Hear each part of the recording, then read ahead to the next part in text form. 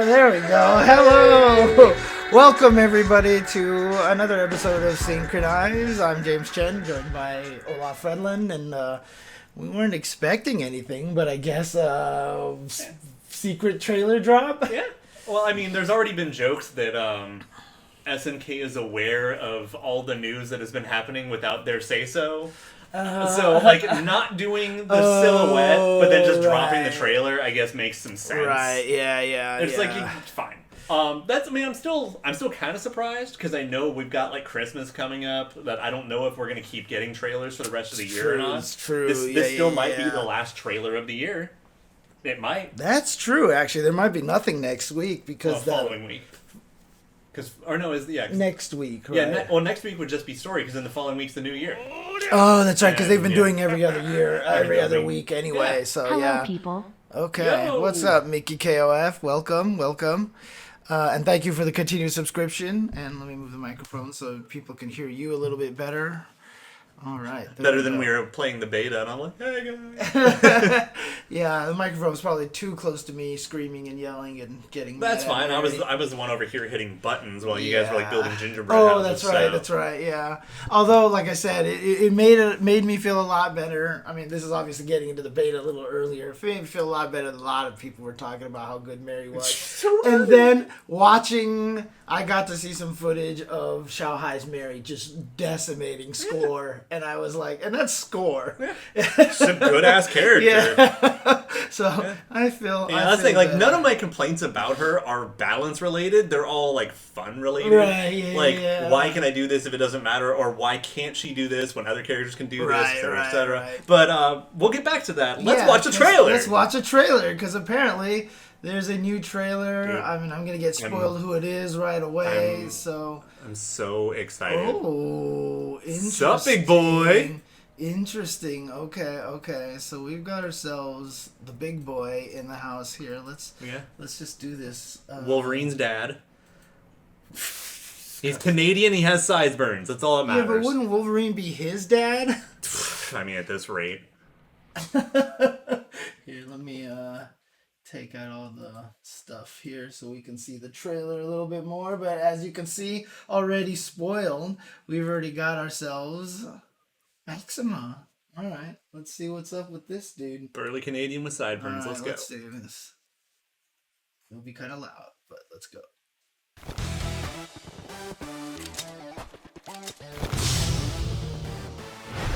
Maxima. 気ぃつけな。やけどじゃ済まねえ。Team K-Dash. Oh, I like the emblem. Oh, I didn't see it. We'll see it later. We'll go back. 戦いの最中でドロドロに溶けちまうとかやめてくれよ。お前の最大火力でも俺のスーツには焦げ目すらできんさ。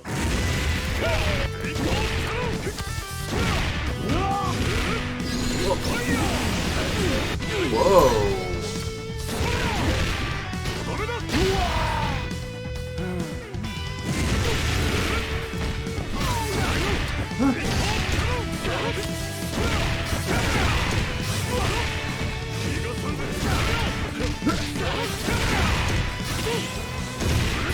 That's some raw status right there.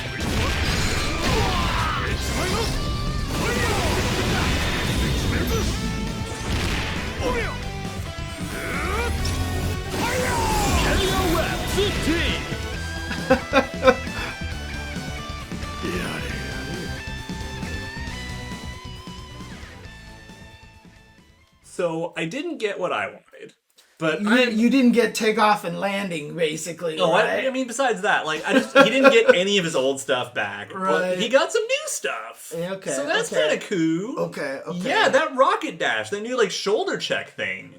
Interesting. But he doesn't have the big OTG. Yeah, he doesn't right? have Bunker Buster. Was that a super? Or was that just a was a regular? super. That was Bunker a super. Buster's a super. Okay, He's like, okay. Yeah. Yeah, again, he hasn't been fun since he lost Bunker Buster. But this might change that. He got some new stuff.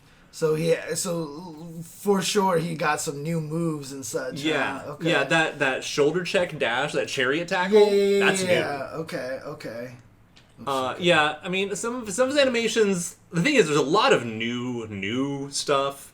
Some of his animations, a few of them look okay, but I mean, his face leaves a bit to be desired. Yeah, I mean, some of the animations are gonna be chopped because he's another 14 returning character, right? And they definitely doesn't look like. The 14 returning characters are definitely not going to look as good as a lot of the. The thing is that his whole model is brand new. Right. There's so much new going on there. Yeah, his face is suboptimal. Hi, Kitty. What is it that most people don't like? What is it that most people don't like about the face right now? Okay, I'm gonna unpause it. Yeah, he literally looks like a chimpanzee or something out of Planet of the Apes. Like, he's going to sing Dr. Right, Zaius. Yeah. Dr. Zaius, Dr. Zaius. Can I play the piano anymore? Well, of course you can. Well, I couldn't before. Dr. Zaius, Dr. Zaius, Dr. Zaius. Actually, you know what the funniest thing is? Like, that album, like, there's the Songs in the Key of Springfield, which is just like the greatest soundtrack album ever, and apparently it's available digitally for the first time. So just if you want it, dude. I still remember, I think I've told the story before, but like, there was the first episode guide that came out for The Simpsons, and Matt Groening was going to be at a Barnes & Noble's to sign for it. And so we went there, and my roommate was like the first in line, and he got to draw any character in the book, and she asked for Lisa, and then he was like, oh shoot, he wasn't sure, like he hadn't drawn Lisa in a long time, so he drew Lisa, and then afterwards they're like, sorry guys, you can only ask for Bart or Homer. And then after that, so she got a Lisa in there and no one else. But the best part about it was you could tell that there was a mom there who was getting the book signed for their kid or whatever, and they were playing all the episodes on the screen, and they were playing all the musical numbers, and they did the I hate every ape I see from chimpanzee to chimpanzee, and you just saw her start dying. Like, she just started cracking up. Like, she probably had no idea The Simpsons was that clever, you know? Oh, man. Sorry, totally died distracted there. But yeah, he's... Yes, you finally made a monkey. You remember when Metal Gear and Ape Escape had that little crossover minigame? Did they? That's what he is. Right. He is both Metal Gear Solid, Ape Escape.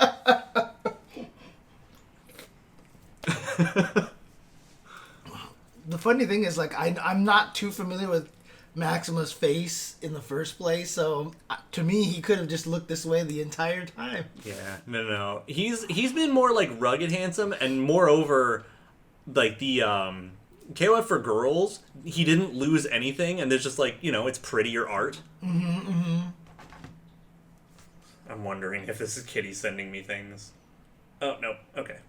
And here we go. And that's the team. Yep, Team K-Dash. Team Tiny Face. What's the...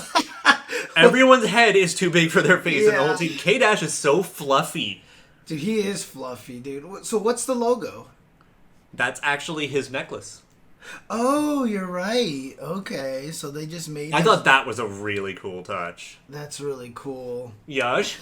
Yeah, what is going on over here? What are we screaming about? What are we screaming about? Or is it just how he's fluffy? Oh, Tiny Face team. Team Tiny Face. But yeah, no, it's the most K-at that K-Dash has ever looked. Now he has armor on his normals. Yeah, and he's been like that for a long, long time. I don't know if he had it on the hard kick, but, you know, good for him. Mm-hmm. But he's definitely, like, all of his hard punches have been armored for a long time. And even though his model's different, I don't think they changed any of his animations, right? So people are saying his animations look a little stiff, so... Was that a knockdown normal? Yeah, it's a launcher, basically. But it's a launcher that's basically only used as an anti-air, but the thing is you can cancel off it and get, like... You know, like the vapor cam and stuff. Now, can you... New version of Body Splash. Can you cross up with that? Is that yeah. Zangief At least style? traditionally. Okay.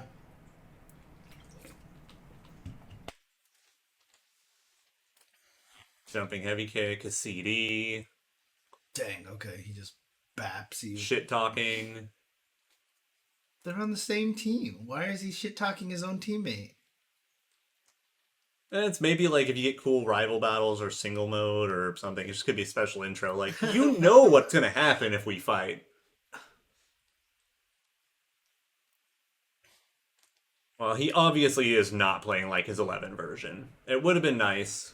Like, because again, I don't think he's been fun since after 11. But this definitely looks like the most fun he's been since then. Right, or potentially, right? So Yeah, just, the current impression. regular throw. Vapor Cannon. Is that a special move? Yeah, that's down and back punch. Okay, that's just punchy. That's Anti-air DP kick, throw. it's anti-air throw. like the way the animation of the guy who's getting caught. Oh, Like, shit! Oh god! Oh. Guard point On the meterless tackle. Was that not the case before? That tackle's new. Yeah, level 1 No, super. the tackle's a new move. Oh, okay. So just noting that the tackle even has guard point on the meterless version is nice. And then the beam super as a gore level beam. 1. Right. Which, someone can correct me if I'm wrong, but wasn't that not ever a level 1 super for the full screen beam? I'm not sure. Did someone... they were all talking about Optimus Prime and stuff like Yeah, that. because he's really fun to color edit. Dude, I forgot to show you. I haven't ever showed you the Optimus Prime edit that someone made of Astaroth, right? The Astaroth Optimus Prime. Oh, no, you didn't. You told me about it. Yeah, because he even has the orange axe. You know how Optimus Prime in the very first episode... Okay, I guess in 14 it was the full screen beam. Oh, okay. Because Optimus Prime in the original cartoon had that orange axe hand, and so they gave Astaroth a big giant orange axe. It's... I'll show it to you. I mean, at least you understand that you're making a poor decision playing Maxima in 14. Now, I fucking love Maxima, but every time I'm just like, oh, cool. He has no moves and no strength. That's great. Okay, I like the arm in the back. Look at all the machinery that's coming off on it, and the steam lets out. Clink, clink, bop. Pow! So level 2. I mean, his other super is just a punchy super. Yeah. So he has beam super and punchy super, which this he had for sure. Right. It does look nice though. I mean, did he have all that? The Not quite. machines? No. He definitely looked more like his sprite forms, where it was more like just rotating barrels. Okay. Dude, His he's wrists. glowy, dude. Yeah. He is glowing. Okay. Maxima Flynn's arcade, Light punch into shoulder. Looks like it's a combo. which means you can probably do like 2B2A into Then it. he has an armored jump attack. So no, that's jumping vapor cannon. Oh, he has a vapor cannon Yeah. in the air. Okay, got it. Oh, did you see little rockets on his legs? They're making him float. That's cool. I like that. Oh, get fucked, Ramon. Ugh. To the anti-air launcher, into the So air I'm wondering throw. if they changed the properties of cannons, because that was either a counter hit and we don't know, or one of them just gets to wall bounce now, which would be fucking hard. Exactly. So if they just gets the freaking walls out, I was wondering what the... So there's the EX. Yeah, vapor. which totally wall bounces, which is Okay. fine. And then EX shoulder. Okay, that's... Into a skidding knockdown, Oh, you're right. which means now he gets setups. And then they showed instant over, which is funny. This is the first time they ever showed like a little continued sequence like this into instant overhead vapor cannon. So I guess vapor cannon is an overhead when done in the air then, huh? Maybe? Potentially. He should. Crouching light kick, crouching light punch, Into the launcher thingy, which no longer launches. Oh, right, of course. Yeah. Right, yeah. Oh, there it was. Well, that was the... Was that EX? No. That's just launcher. There it it is the EX. EX, yeah. So EX EX punch cannon punch.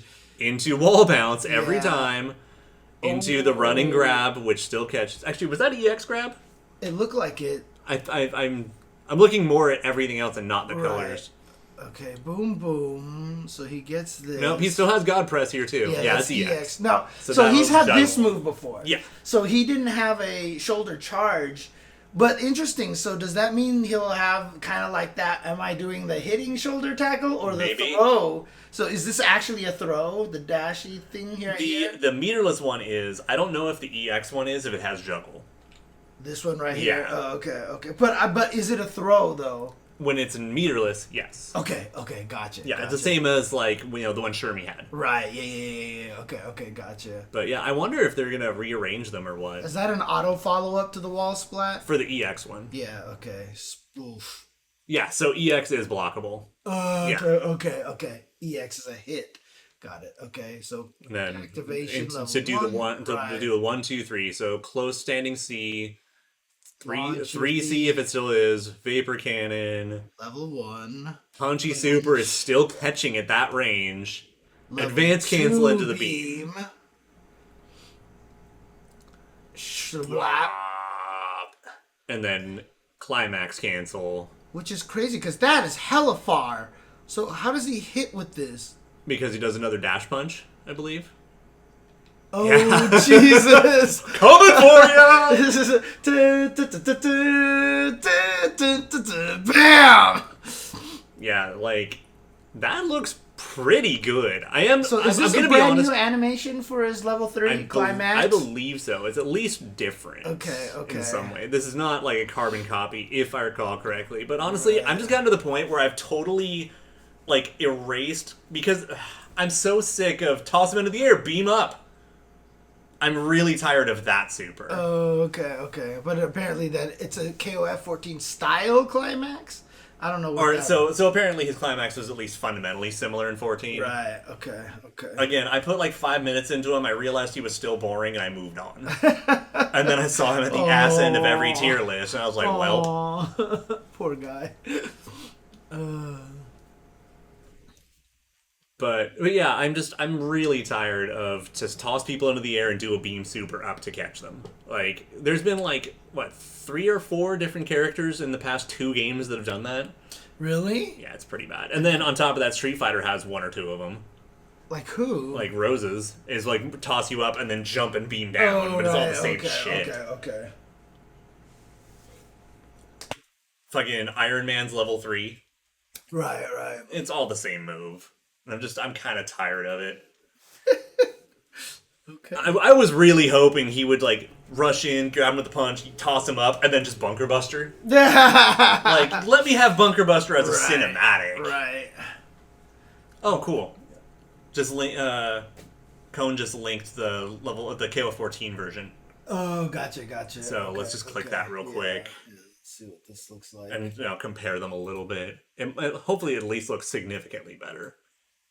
Dude, yeah, Maxima Revenger was sick, Bunker Buster was sick, and I miss his old running grab because swiggity swooty, I'm gonna drop that booty.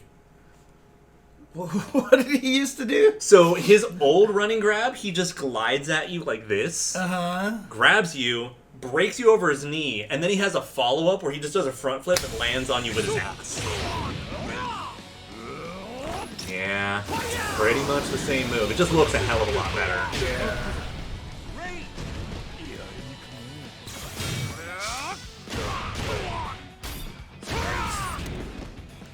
What is this a video of? That's all his supers in 14. Because, I mean, the suit looks pretty similar. Similar, but, like, you can see, like, the massive upgrade in the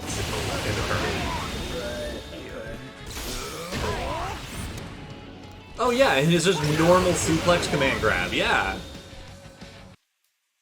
Can we just get, like, a video of all of his moves in 11? Like, because, damn, he was just, like, so much cooler. Especially because also the swiggity swooty follow-up flip, you could do it without the grab, and it OTG'd. You could just throw it out. It was hilarious. Oh. So he was just a lot more interesting. He's so much more interesting in his, Neo Geo games. Yeah. His 14 head model is better. Yeah, I guess that's true. It is a little better. It doesn't look... But the thing is, like, it's more about the functionality of just having the yoink. But yeah, say his face looked better in this one. It does look better. A little bit. I mean, it looks more plasticky. Which is fine. So if I go over here, he looks more plasticky. But yeah, he doesn't look quite as monkey. Yeah, and like, go ahead and look up like any of his official art, or again, like his KOF for Girls art. Yeah, no, actually, O2UM is the last time he was fun, but he was more fun in 11. And O2UM is just better O2. Like this? Yeah, like this is his KOF for girls art. And you can tell it's the same character. Right. Even with the dramatically different art style and direction. Handsome Maxima. Pretty Maxima. Oh, man. Like anime the fawns. I saw that El Gordo. Yeah, they said that. Oh, yeah. Did you see my reply to it? No, I didn't actually. I feel really, really bad for Persona fans right now. Oh, yeah. Because, for sure. A, your game isn't getting rollback, and that fucking sucks. Right. But B, you think about it from, like, the corporate head perspective. When that game inevitably underperforms, right, they're gonna blame it on the fans not wanting their Persona game rather than their game fucking tanked because they didn't do rollback. Right. And then on top of that, then KBR I think it was chimed in. He's like, and then you get the other way around. What if it still sells well? Then the corporate heads be like, see, rollback didn't matter, and we can't win. Oh man. Okay. OG Tumble. Is that the OTG Tumble? So yeah, just click that. It should do it should bring up a Maxima video, and then approximately the 1 minute mark, he just does cool shit involving flopping onto his ass. Alright. I love the ass flop. Oh, it's a fucking 99 run. Okay. What's the timestamp we're at? Yeah, oof. So that's the running command grab. Oh. And that's the follow-up. Oh, okay. Yep. And his Rekkas, which don't fucking exist anymore. There's his close command grab. He's a totally different character now. Bunker Buster! That's weird. Why have they changed him so drastically? Because KOF 13. What do you mean? So, KOF 13, this is perfect time. So KOF 13, if it's your first KOF and you want to love that game with all your heart, good on you. But for a lot of people who are playing KOF for a long time, you can see how much KOF 13, because they spent so much budget on all the sprites, they ended up starting to cut moves so they didn't have to make the fucking sprites. Right, that's what I was about to think. I was about to think that might have been the case. And so characters like Maxima got fucking gutted of their move lists, so they didn't have to animate so many moves. Right. And that's when you start getting shit. Like Athena's command grab is her standing still and the aura throws you. Right. Instead of her actually putting her hands out and then twirling and doing all sorts of cute shit. Did she? Oh, because I still remember even in the CVS2, she just was made by Capcom. Right. She just did this into this. Yeah. Right. 13, she didn't even do that. Oh. She just stands there and then like eventually might do one point, but it's a huge pink aura that does all the work. That's right. She doesn't even reach her hands out to grab at you. Okay. So 13, a bunch of characters lost a bunch of moves. But and why do they maintain it that way? Because fuck Maxima, apparently. Because a lot of characters have eventually bounced back from it. Right, not everyone, but a lot of characters have. They've gotten their moves successively back, but big bodies are notoriously fucked for it. Interesting. Like, Ralph, I don't think has been fun since 11 either. And him losing Galactica fandom. Oh, dude, someone even said Ralph right there, dude. Outro Gabriel just was right there with you. Ralph and Maxima are fucking awesome in 11. Right. And they haven't been allowed to be fun since. Yeah, Kim also got gutted in 13? Interesting.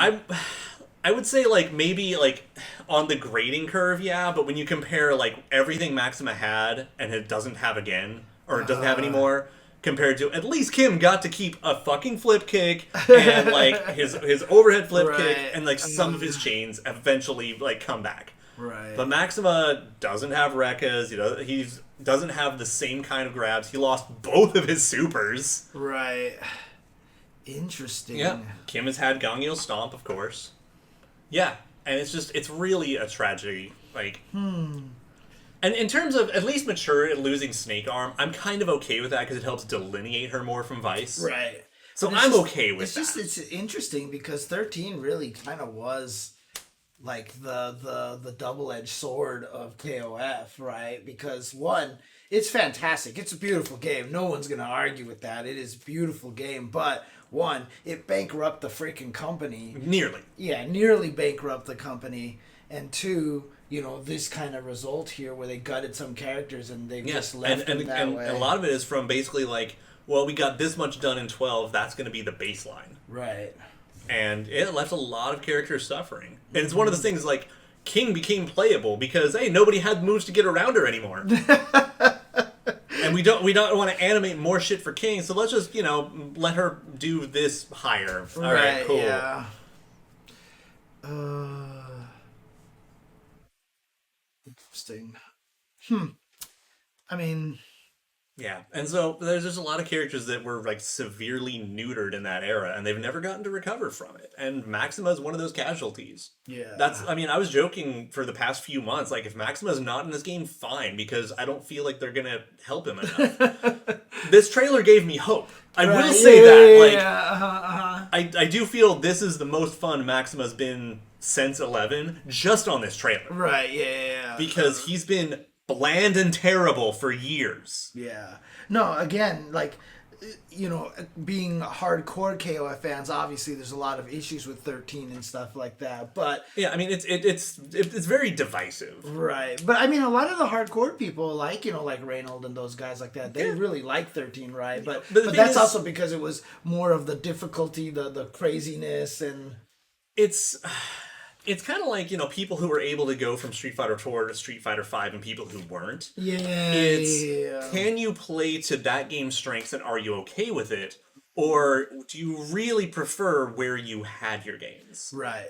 Mm-hmm. And a lot of characters. That's why I'm so happy about fucking Terry in 15, because he got, like, everything back. Dude, he has every move humanly possible. He literally has almost every move he's ever had. Mm-hmm, the only thing I can think of offhand is that he doesn't have Round Wave, which is the point-blank version of Power Wave. Oh, right, yeah. And he doesn't have the Rekka follow-ups from the tackle. Right, okay. Yeah, because he used to be able to do, like, power charge into a second hit, into a third hit. Right, but, I mean, they just let him cancel and... Yeah, I don't care. Or whatever now. So. Oh, no, charge into tackle and shit has existed before. Right, yeah. But he doesn't have the charge Rekkas. Okay. And it's like... When I have to dig that deep to think of what he doesn't have, he's got a lot. Okay. Yeah, but Garo Terry is the one in 11, so he has it, and I love it. Because he also had breaking in 11, because he's Garo Terry. Oh, man. Yeah, no, I'm super happy for Terry fans. No, I mean, we could even go into the beta 2 talk if we wanted to, but I felt like as good a time as any. I felt like Terry was really, really strong. Super good. I mean, but apparently, online Terry's favorite tactic is round 1, fight, Buster Whoops, level 2, level 3, because I definitely got hit by that, and I was like, okay. Yeah. All right. Because the thing is about, like, when you get into some of the KOF, especially when you start fighting, like, later anchor characters, you start to see, like, okay, at early levels of play, like, this is my first KOF. Round 1 fight, you're like, what do I do? Mm-hmm. And you get to mid-level play where everyone immediately is going to jump at each other and just go fucking ape shit. So you start getting, then, the people who are like, this motherfucker's going to jump and go ape shit. Yeah. Like, do you remember Vanilla Marvel 3, the player Death Wish? No. I will never forget Death Wish. Wait, was he the Phoenix player? Phoenix on point. Yes, yeah. And his whole thing was round 1 fight. Super X Factor. Yep. Did it work? I won the match. Yep. He was just waiting for you to call an assist, and then he just deleted everybody. Yep. Like, in the first second, he had a happy birthday, or he might have lost that round, and that's just like all it was. Like, just straight high rolling. No, because the best part was I think he played at Evo, or was it? Yeah, it was on Evo main stage. How I found out about this guy. Yeah, and I think it was like the game started, and he put Phoenix on point, and he was like, wait. And then they stopped, and then they went back, like he accidentally made the wrong order or something. He just picked the wrong color or something. But like, and then he picked it on point again, and we were all like, wait, what? He is playing on point. And then the assist came in, and he supered X Factor and the happy birthday, and we were all like, oh. You clever bastard. Yeah. It's like he was like, oh, I didn't mean to do something, and they're like, oh, Phoenix wasn't supposed to be at this, so they weren't even thinking about it. No, base Phoenix is not good at point. But the fact is, she has a really good invincible super, and you start with 1 bar in Marvel. Right. So it's just round 1 fight, blow that invincible super that covers the whole screen. And wall bounces everybody. Yeah, and did they call an assist? Well, those characters are now dead. Mm-hmm. And it was hilarious. Yeah. So anyway, so you start building strategies like that, where you know your opponent's going to hold up forward. Yeah. They're not going to try to block. One person that I fought that clearly knew what they were doing online, you know, most of his round starts were like neutral jump kick and stuff like that, because they were stopping me from jumping. Yeah, because that way now they have a low committal way to answer the same thing. Right, yeah. You know, now I don't have to burn bar. I'm just going to sit here and I'm going to tell you to shut up. And if you didn't do anything, I just gained knowledge that you're either going to be more patient, or you're not comfortable yet. But you're not one of those who's just going to hold up forward. Someone just has a video called the Death Wish Phoenix combo starter. Death Wish versus Lobo, first to 5. I just want to see this combo starter here. Yeah, let's see if this is the one here where we just... super... Yep, and you can just tag and then oops. Yeah, and then everybody died. Yeah, basically. Something to that degree. Yeah, and that's how they just start the round. Yep. Hilarity. Round 1, fight, super, go. Yeah. So, I mean, you just basically ran into that. Yeah. Oh, man. But, yeah, the beta. So, I mean, obviously, 8 characters again.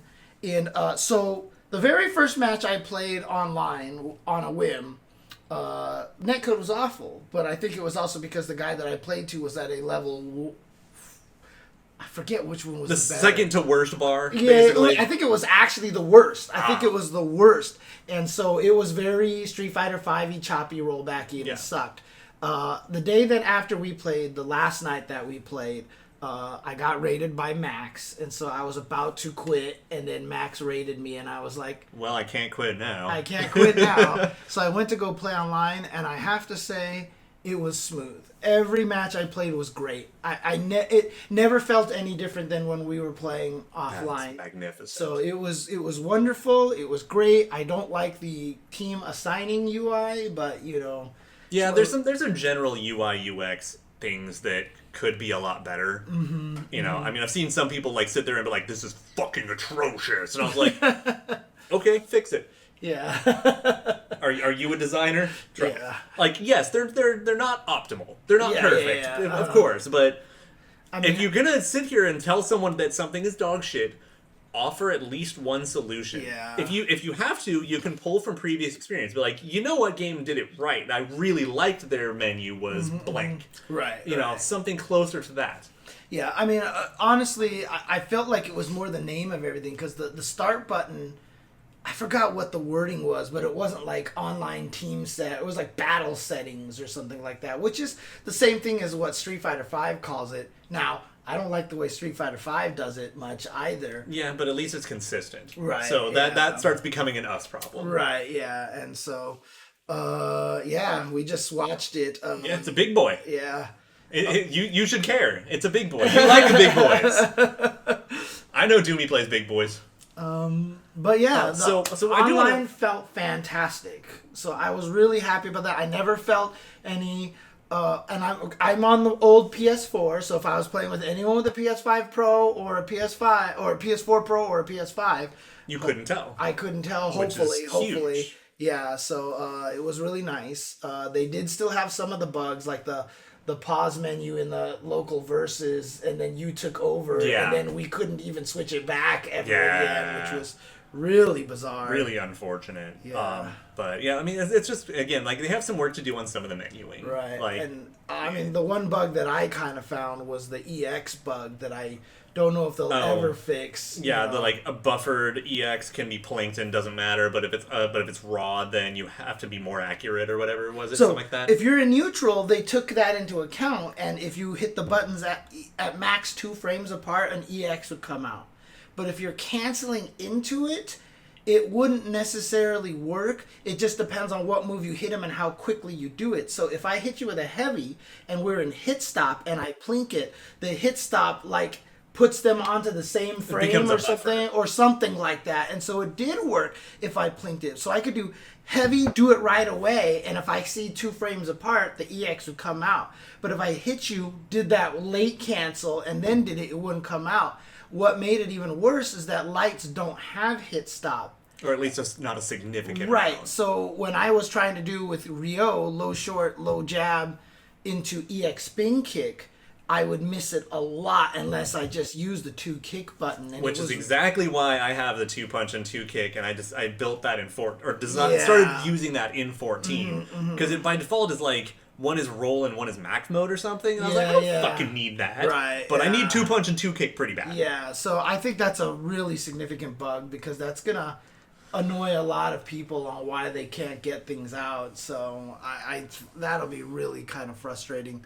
And it's still better than O2UM's clean and dirty quick maxes. Those are a fucking abomination. What was that? So in O2UM, when you did quick max, it would literally like Roman cancel. You did nothing. But if you pressed it on like a perfect frame window, then you got your Roman cancel. It was great. If you pressed it on some of the other ones, like basically like you're saying the late cancel where it's not a hit stop, instead it would still buffer it, and then the input priorities take over, and then you just throw out a light kick. Because fuck you, that's why. Oh, no. Okay, so definitely an input bug kind of a thing, right? Yeah, and it's gross, and I hate it, and it sucks. But it also is one of the things that helps Nameless, because now there's 3 of it. Because Nameless got a forward light kick command normal. So then it doesn't matter when you do it, just hold forward when you quick max. If you got it dirty, you get the step kick anyway. Who cares? That's funny. Oh man. So then like you can like scrub out some of Nameless's combos just because of that. Right. So one thing I do want to say though, like I thought of kind of a little fun metaphor for the betas. Okay. So the first beta, like, we were eating fucking good. Right. Like, that was, like, the fucking full, like, 9-course meal. Has, like, we got to play the treasures, we got to play a brand new character, we got CYS, you know, everyone was having a good time, because it was either, I wanted these characters, I've never played these characters, or I was excited for these characters. Everyone had at least 2 or 3 characters, at least, they were super stoked for. But then this beta fixed a bunch of issues, made the rollback better and everything, but it was kind of more divisive on the roster. Okay. Like, I think almost everyone had one character they were happy about and didn't care about anyone else. But that kind of leaves this one as, like, the dessert. This is like that fancy dessert. Like, you had your 9-course meal, we got to see everything work, learn things, mess with CYS, it was awesome. And then this one is like, well, I got Mary. Right. Kitty met Antonov and fell in love with him. Some people had Terry, some people had Rio and everything. We got to try Isla, but it's like nobody felt like they had a team. Right. Like almost nobody felt like they had a whole ass team. But it's just like it's like that nice little finisher. Like, okay, we know it's working better. We know for goddamn certain that they're listening because look at all the shit they fixed. Yeah. Or made significant change too. Like, no more esports thumbs ups. No more. two people. I mean, they fixed that real fast, which was nice. If SNK is listening, just fucking thank you. Yeah. That is, that was like the unsung hero of that beta. The screen, the training mode reset being holding the joystick as opposed to where you touch the pad. I mean, it really feels like... I've actually seen some people unhappy about that, believe it or not. I've seen a lot of... So what it feels like to me is the first iteration was a lot of they were trying to copy what Street Fighter V was doing. You know, with the battle settings. Well, the first iteration is how KOF 14 and Samsho work. Oh, really? With the location of the touchpad. Oh, okay, but it's just, I don't like their zoning on it. Yeah. It has to be, like, perfectly on the corner to work. Right. Yeah. The only complaint that I have, in case they're listening, is once you choose one, it should stick to neutral. Like, down should be middle, left should be hold left, and then right is to go to the right, and then neutral. No input is last you use. Is the one that you used, which is how Guilty Gear does it, and that's how I think it should be done. To be honest with you, so yeah, I think that would be like optimal. But I'm kind of at the state now where like, you know what, I am. If it doesn't change, I'm good. I would prefer the slight improvements, but like. It's better than it was. It's way better than it was. Now, I have seen a couple people complain about it a little bit because either they're pad players or their stick doesn't have a full touchpad and it's kind of weird. They want to remap it or this, that, and the other. And I do agree. I think if we could remap the reset button, that would be nice. Like, make it like R2. Because a lot of sticks don't have touchpads. Right, but that's why this method is also better. No, I mean, like, don't even have a touchpad button. Like, there are definitely, like, some indie sticks that, like, you just... No, I know, but that's what I mean. So, if you could map it to another button, now you don't have to worry about where you touch it. Yeah. Right? That's always the problem with the where you touch it system, is that if you have a button that represents the touchpad button, you can't access where you're touching. Yeah. Well, I mean, but if you don't have a touchpad button at all, like, if you're going through, like, a brook or something, you may not have access at all, then having a remap would be nice. Yes, for sure. Yeah, there's still the lobby systems. People would still like a better lobby. So I didn't play online at all because I was not home the entirety of Saturday. Like, I missed that entire day of testing. So I labbed a lot of my own, and I played with you. Right.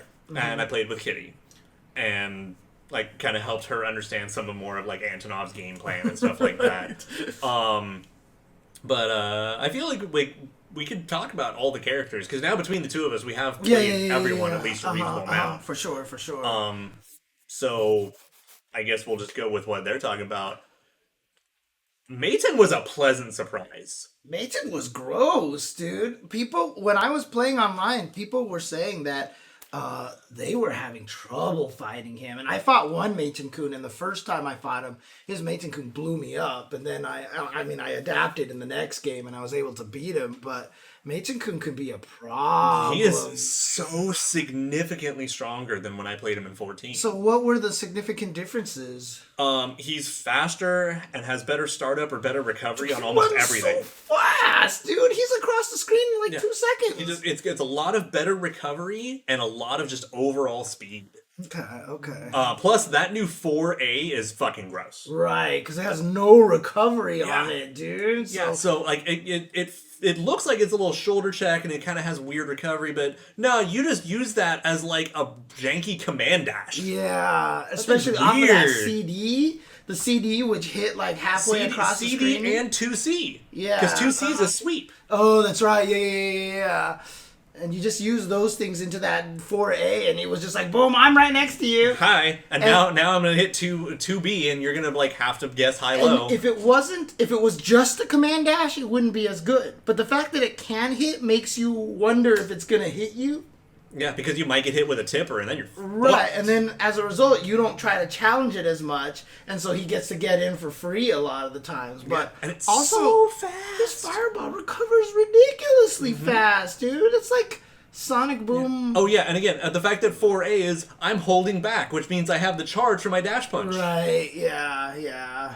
So yeah, he was a pleasant surprise. He is way nastier than I thought he would be. Yeah, Mayton was. I mean, you came in and played, and I was frustrated because I was like, "What? I have to learn how to fight this completely brand new." I mean, you adjusted pretty quickly. Like the first set was bad, but then you're like, "Okay, got it." Yeah, I had to take my guile experience. I'm still happy I got some of the like. This is the anti-air fireball, and you jump into it. Like, cause that just releases endorphins. It's the Goken syndrome, dude. Fucking jumping into Goken fireball is like the most annoying thing. But it releases so many endorphins. I knew you were gonna jump before you did. I mean, it's the Anachorus dropping the coffin in front of you, and the guy dashes into it. Yeah. That's why I played Anachorus. So I mean, like that was part of why I would play Yamazaki. Is why I picked up Poison in Street Fighter 5. Yeah. You can sit there at full screen and just hold the whip, and you're just like, what are you gonna do? Right. What are you gonna do? And then they jump, and you release it after holding it for like 5 seconds. You just make them feel fucking stupid. You feel like a god. That was Johnny as well. Yeah. So. Oh man. But yeah, Meitenkun was terrifying, dude. Meitenkun was terrifying. And yeah, so BitW, this is important. I don't know how much KOF experience you have. Most of the cast have no recovery in most of their moves. And this is the thing, right? So many fighting games these days are playing it safe that everything on block is punishable. And the fact that in this game, a lot of things are technically punishable, but due to distance, you can't punish them.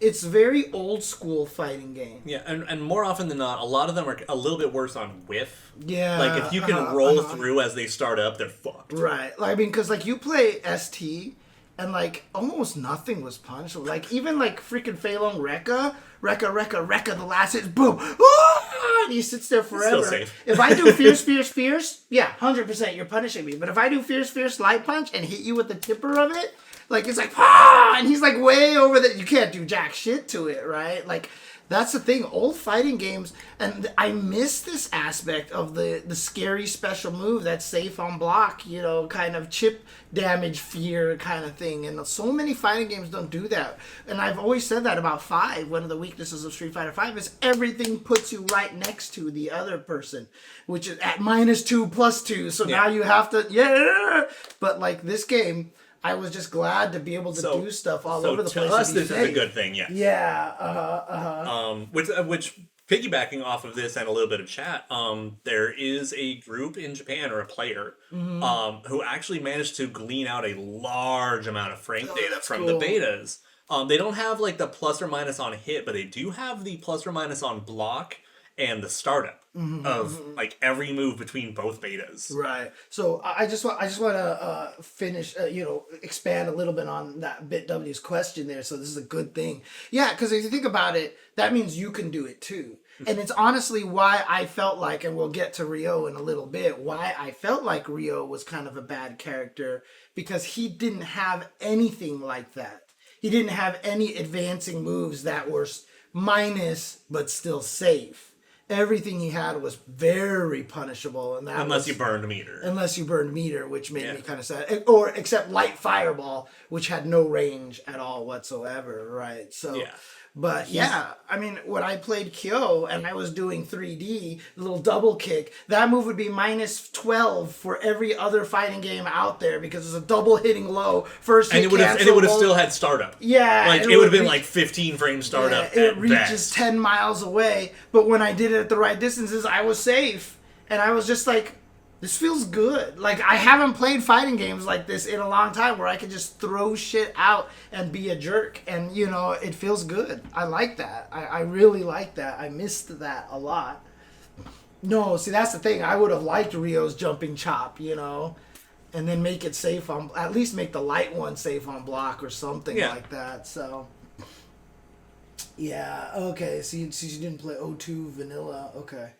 Or you haven't played since O2 Vanilla? You don't play since O2 Vanilla. But I mean, even back then, a lot of the characters were safe on everything, right? So some were more than they are now. It could, O2 till now, it's 20 years. Yeah.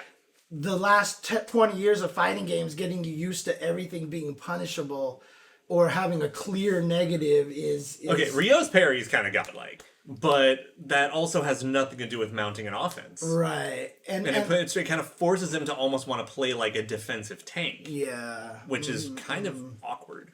Yeah, I think that's basically what it came down to, is Ryo has to play very defensive and reactive. And he just had a lot of sick combos, so I wanted to go in and land those things, and I just never could land any of them because... there's no way for him to mount an offense. Yeah, and the other way around. It's more you play defensive tank and then you find that one window where you're going to get the combo because they screwed up. Right.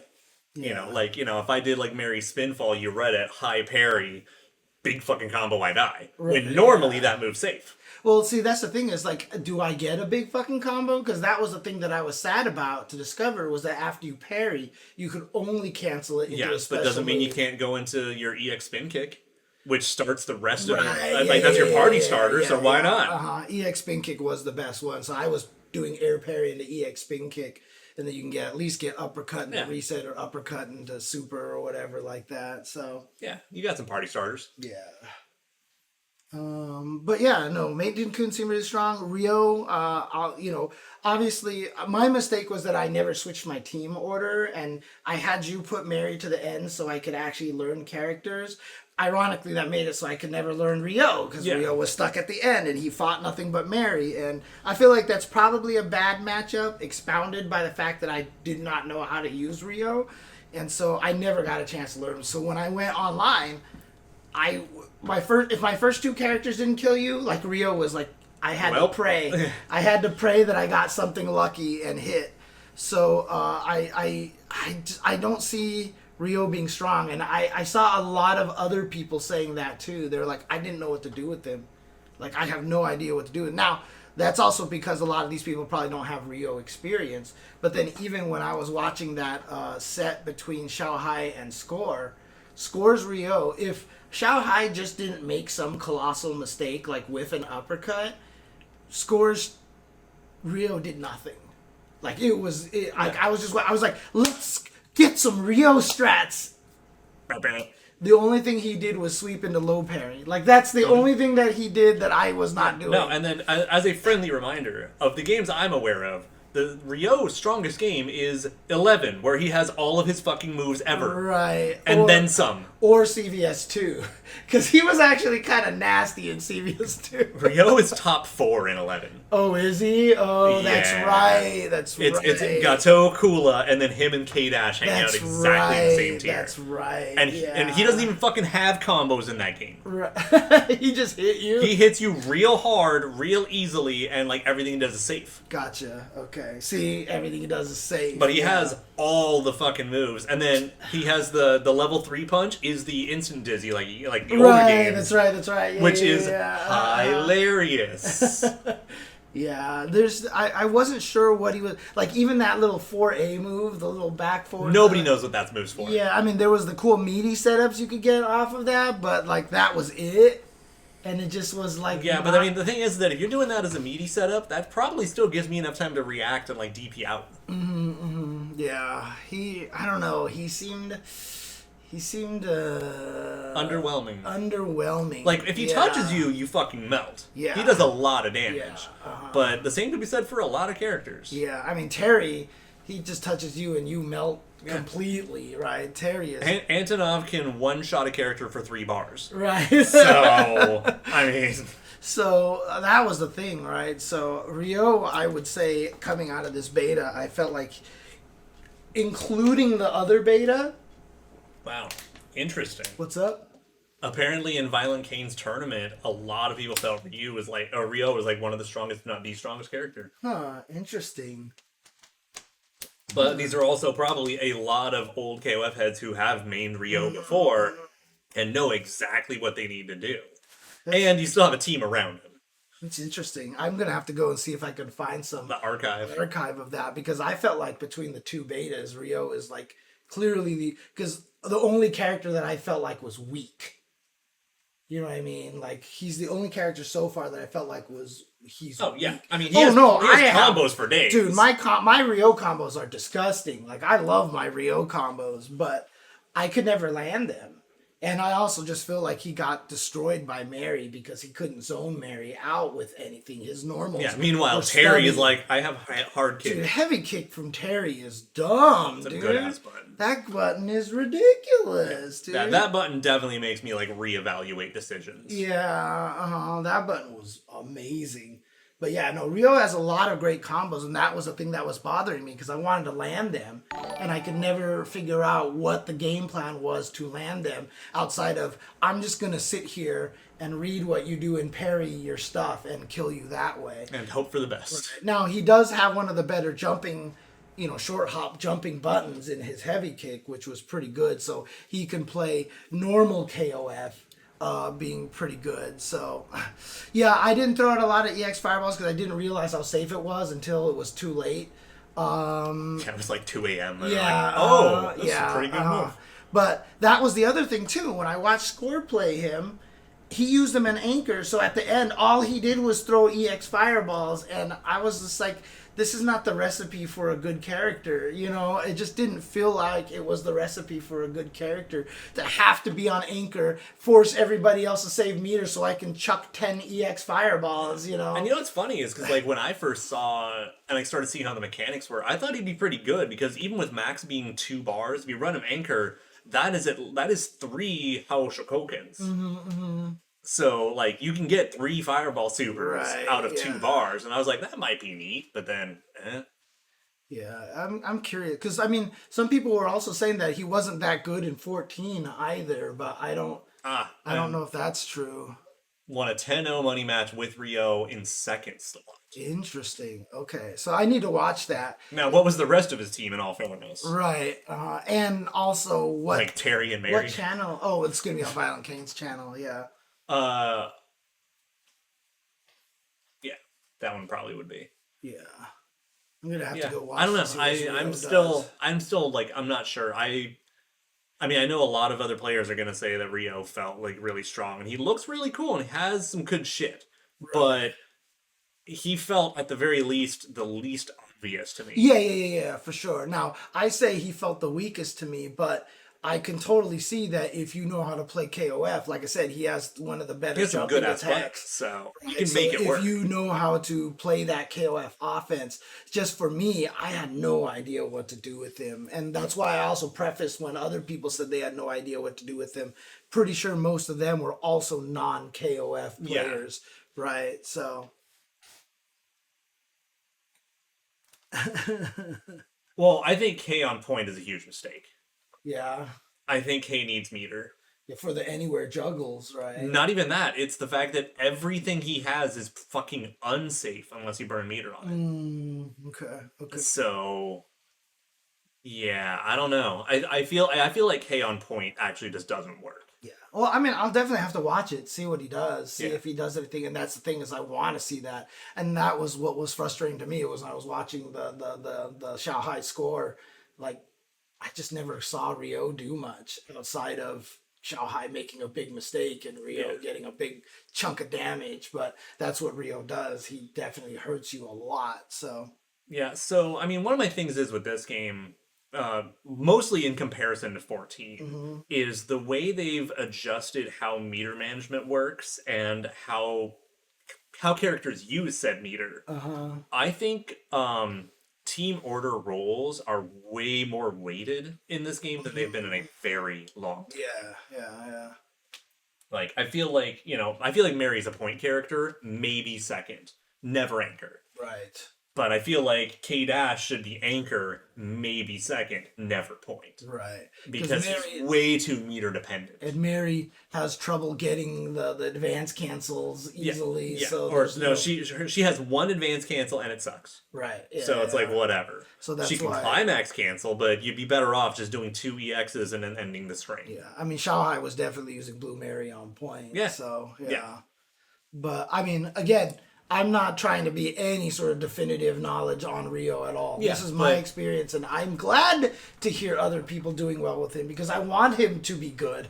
I want to be able to use him. You know what I mean? But the thing is, like, this is one of the things that why when we started this show, you're like, I don't know what I'm fucking doing here, and I was like, trust me, your perspective is important, is because you have people who've been playing KOF for 20 years and playing Rio for most of that time or whatever, they're going to have a different opinion from someone who this is their first time putting time into KOF. Right, yeah. We all know what Iori does. That's fine. But then I'm going to be like, I'm really scared of Yuri. And you're going to look at me like, why? She doesn't have any of the tools I'm used to. Right, exactly. Yeah. So, I mean, we were talking about Mary already. I mean, I wasn't sure if it was just because you were super comfortable with the character. I felt like she was super strong. But it turns out to be, it turns out to be both. So I was kind of happy about that because even Freenel was like, no, Mary is one of the big winners of this. She's super strong. The improved jumping heavy kick is kind of ridiculous. Her really good set of lights into the Sobot is gigantic. Dude, her CD is so good. CD is out of control in this game. Yeah. I mean, one of the craziest things about her jumping heavy kick, too, which, I mean, I know we've touched on before, but it hits above her. Like, a lot of the times, you beat short hops by doing a regular jump. Yeah. And so you have higher ground, right? Yeah. But or she you took know, me anyway, dude. yeah, it's a matter of like where your hurt box goes Right. too. Like if you just happen to shove your hurt box into my foot, it's not my fault. I'm gonna just swing my arms like this, and if you walk into it, it's your fault, not mine. Yeah, I couldn't believe like her jump heavy kick had just way too. That's probably the only thing that I would nerf of Mary right now is just her jump heavy kick. I would leave everything as it was, even though everything else was obviously super good still. But I felt like that was the main reason why I felt like I couldn't play. When you fight against the short hop, you can preemptively interrupt it. You could risk crouching under the early jump kick, etc., etc. But like I felt like I couldn't do any of that against Mary. It felt like I wasn't playing KOF anymore, which is like, oh fuck. Yeah, basically I was just getting slaughtered. Now again, half the time if I was using Terry, I would do fine because I had heavy kick. Yeah, but if I shut the fuck up. Yeah, but if I played Ryo, I just fucking melted to death. So also, I'm gonna pick up a little bit on something they're talking about, like what the hell is the fucking point of quick max if it's 2 bars? Right. So one of the other things about this is that KOF 15 has a new system where if you get a counter hit against an airborne opponent, even though they air reset, they're still juggleable. Right, yeah. So say you hit me with Terry's, standing heavy kick, you get a counter hit, you can quick max it and combo off it. Oh, really? Oh, I didn't even think about that one. And so it's a lot of awareness on counter hits. Yeah. And that alone, I think, warrants quick max being 2 bars. Dude. Besides quick max was too fucking strong in 14. Plus, the other thing, too, is Terry at 2 her bars... sweep is way fair. Terry at 2 bars, if I hit you with a heavy kick, I drain 60% of your life. Like, that's just what Terry does, right? I mean, quick max is definitely not useless. Because if I hit you with heavy kick, cancel, punch, burn knuckle, level 1 super, level 3. And you just lost 60% of your life, dude. Like, it was hard for me to process that a quick max could almost get you a level 3 climax. Yeah, even in beta 1, a lot of the stronger players were finding that, just, I touched you. Quick max. Touch level 1 climax. Yeah. And because that means 3 bars for 4 bars of damage on a brain dead confirm. Wait, would it be 3 bars? Why is it 3 bars? Because the 1 extra for climax. Does it cost it for a climb? So if you're in max mode, including quick, that's right. Level ones are timer only. Level 2s are timer plus 1 bar. That's right. And then climax is 1 bar and the entirety of the timer. Right. That's what it was. Okay. So you need 3 bars to do that much damage. Okay. Yeah. But yeah, the fact that you can get it off of a really simple confirm as long as you're not point. Okay. Basically, that's the only condition is you can't be point because 1 bar super is the entirety of your time. Right. Raw max, I can see feeling a little more useless. Raw max, I disagree. Feels kind of desperation-y, but... So the thing is about Raw max is it also boosts your guard crush. Oh, interesting. It boosts your damage output and your guard crush. Okay. So if you have a very good guard crushy character, someone who can like B+ on block pretty consistently or something, Raw max might be fucking death. Okay. Plus the fact that, if you touch someone with a Raw max, that character's fucked. Yeah. Because they're eating all that damage. You're going to start getting your clout combos on Twitter. That's a dead fucking character. I've seen Raw max activation of Guard Crush into death, so there you go. Yeah, I don't think it's 25. I think it's only like 10 or 20. Right. But it's still an improvement. I don't know about the Guard Crush improvement. Juicebox would be the one to ask because he wrote a document on yeah. Of course, it's not guaranteed damage for 2 bars, but I mean that's the whole thing is that you're making the preemptive investment, which is how you're getting the bonus. While stuff like Quick Max, you're making the investment after you've got to confirm. Right. That's also why stuff like Shatter Strike and CDs add additional scaling. Is because they know that it's way easier, so you're not getting dividends for it. Right. Yeah, for sure. And I mean, we'll see it. We'll see it a lot. There's going to be a lot of people who are like, I need to make the comeback. Raw max, go. Yeah. And shit. No, I mean, this is literally the theory of how combo damage scaling needed to exist. Because, at least in older games, traditionally, a level 3 super could do more damage than a level 1 into level 2. Because you're making that hard commit. Right. And that's how it kind of should be. I love raw level 3s being fucking stupid. Right. Because you committed. Right, yeah. So, fucking let Raw Max be dumber. Right. I don't fucking care. And then the problem with 14 was that the level 1 quick max was way too much value. Way too much value. And like El Gordo Supreme mentions, if you activate the Raw Max, the other guy knows if he gets touched, he's eating a crap ton of damage, so... I don't know if chip is affected. It probably is. Probably. But guard crush is dramatically affected, and then damage output on hit is affected. Jump in, activate, raw, still combo. Whoa, that's crazy. What? Someone said do jump in, raw max, and then keep doing stuff. Can you actually do that? It depends on how much block stuns in your jump in. Like, jump CDs tend to have a lot more block stun. For sure. So you might, but that seems really iffy. Because it's not like it's 98. Right. Now, okay, so, I mean, I totally get where the concern comes from. We never raw maxed very rarely, right? Yeah. But trust me, people will start figuring out how you mean if the better. jump in was a guard crush? That makes sense. Oh, that makes sense, yeah. God, I'm saying use max mode as the way to build guard crush. Because, I found, 2 or 3 sequences with Mary that were over 60% and were all frame traps. Right. Oh, man. But again, I totally get it. I totally get that, it doesn't feel like it's worth it. But like I said, we'll see once it gets into the hands of the stronger players. Well, and I mean, we get some of the other characters that are going to be more willing to, do crumples. I'm really wondering, if Maxima is cornered and he does, EX Vapor Cannon to get the free wall bounce, is he going to have enough time to raw max and at least get a setup? If not, continue it. And then in the beta, Antonov and Mary both could combo into Raw Max in very distinct situations, but they could. Right. Is it worth the 2 meters? Maybe. We don't know yet. That's the thing. I think making it 1.5 meters makes it too confusing. Yeah. I think is the other thing. Yeah, he is. Antonov is able to get it. Antonov can do raw max in the middle of a combo, and Mary, if she does double taser, can do raw max. Yeah. So, those are the only ones I was aware of. We'll see, and we'll see how it goes on. I mean, hopefully they're paying attention, and maybe it isn't strong enough. Maybe they can buff it in some way, but we'll see. I mean, again, go ahead and make it 20-25% buff. Right, yeah.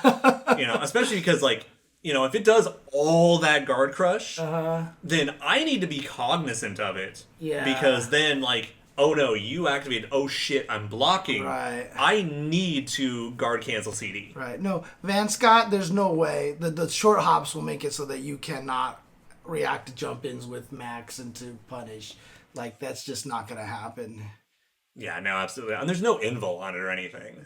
Yeah. The duck taser. Duck taser? Why? Because Mary finds duck annoying as hell. Oh. So it's just the duck taser. Okay, got it. I wasn't sure she was tasing Duck King or actual ducks. Okay. Oh, the dick taser. Oh, the dick taser. Because of the angle it hits. Okay, yeah. I'm way more happy with the duck taser. Why don't we just call it the duck dick taser? Because I think she'd be okay with that too, so...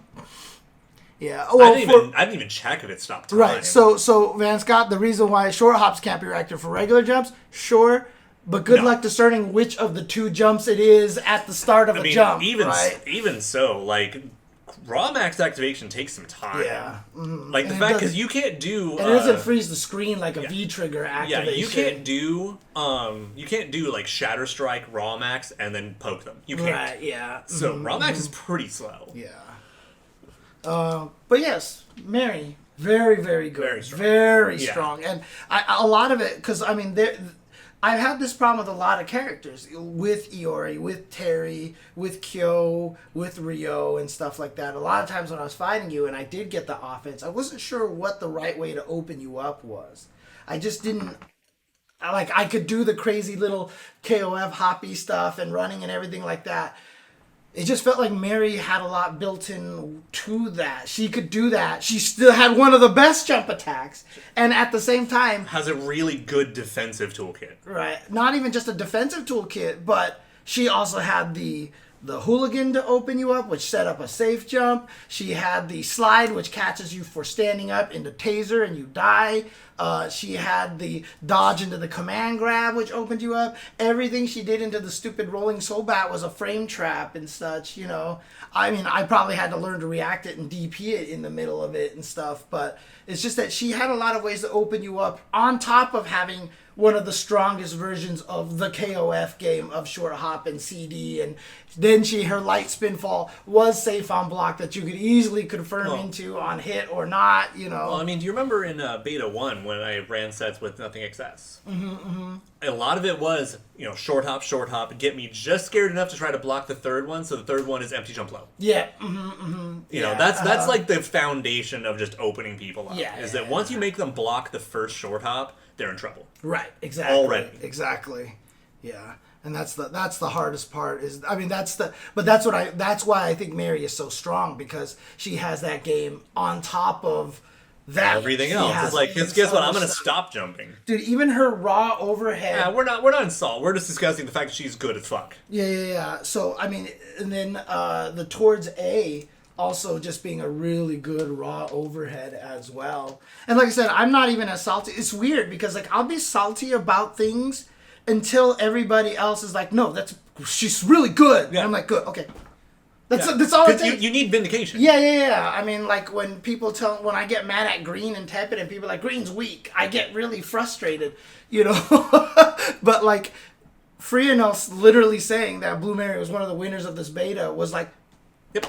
And then all of a sudden, all the salt was gone. You know, it's just like, that's all that matters. You know, and I mean, like, the thing is, because, like, coming from me, I've learned it means nothing. Right? Yeah. Like, if I'm beating you and I know this character is good, you're like, fuck this character. I'm gonna be like, yes, that does nothing now. Right? Yeah. Because I'm like, this is dumb. Yeah. Oh man, it's in the moment. In the moment, it's too hard. Yeah. In the moment, it's too hard. I even suggested nerfs for Dolores. Like, I get that. Like, some of that's pretty fucking strong. Right. So, Mary, I think, is... Dude, Xiaohai almost OCV'd every single time he fought score.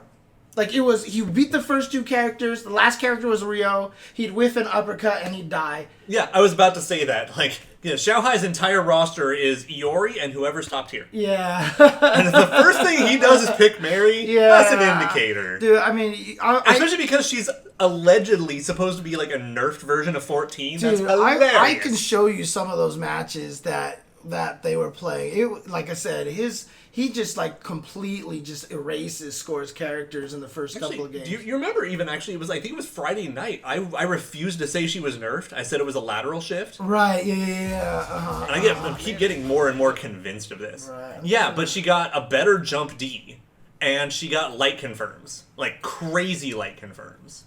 So, fuck it. I'm still sad about 4B. The 4B juggle is fucking stupid. I don't get it. Right. I'm just trying to see if I can find that. So I'm just gonna get this gripe out there. So if you know the 14 combos, she would do taser, and then the second hit of the rolling Sobat, her 4B, and then she could do like juggles off that and get the taser again or whatever. I'm like, okay, cool, whatever. So in 15, you can still do like taser into the second hit of the Sobat, but then your combo's over. You lose all juggle potential. You can't even level 3 or anything out of it. Yeah. And I'm personally a believer of don't have something that's useless. If I can't do anything off of that button, and it doesn't give me a clear setup, I shouldn't be able to do it. Like, just take away its juggle potential entirely, because it feels like it's misleading. Right. You know, make it more strict on the juggle, sure. But just don't end the combo on that button for no reason. Like, just take it away, or keep the juggle, but make it knock them down lower, so if I quick max off it, I can do something, but otherwise nothing else connects. Something like that. I don't know. For shits and giggles, I mean, why don't we could just watch? Yeah, let's watch a quick set or two. Quick set or two here. This is the video here. And he was doing that same one, yeah. Yeah, he was doing. Oh yeah, the cross up B. There's that dodge. That was 2A, and you were still in range. Yeah, 2A canceled into the dodge, into the command throw, and jump kick into it. Why not? Okay, interrupt the whole gap. Oh, caught your backdash. Yeah, so the thing about Mary is that she's basically a Vortex character without infinite setups. Right. It's like, I'm going to Vortex you once or twice, and then we have to go back to neutral, but then I'm going to win neutral again and do it again. Yeah. Like, because, I mean, even in 14, I've run blenders on people, and then just every other character I play gets buffed. Because I've said many a time, I am not great at KOF. And Mary is one of the only characters I feel like I'm playing proper KOF with. Right. But yeah. Because I was like, you know what? Terry does really well against Mary as well, so I'm sure. I mean, he's doing damage. I'm sure Score will do great. Uh-oh. And then shit just starts to happen, so. Yeah, I mean, that's basically what it is. She's neutral Vortex. Yeah. Oh boy. Get that damage. There goes half of your life. And then, Yep, because one confirm leads into EX Spinfall. Right. Yeah, and so that was a bar spent, but over half a bar re-earned in that combo. Oh, I touched you again? Oh, you died. Middle of the road, I would say. Yeah, middle of the road. She's not obvious. Yeah, she's not super easy, but she's not crazy difficult. She's pretty, like... The good news about Mary is that she doesn't have hard combos. She's not going to have, like, the crazy, like, super cancel into this craziness, you know? Yeah, I mean, she has... He goes for the third time just to why be not? a dick, you know, and that's why he dies. Yeah, just take the throw. I mean, let's put it this way. What characters do you play? Like, I mean, or in what games do you play? Because I would say, like, maybe, like, Karin levels of difficulty at worst.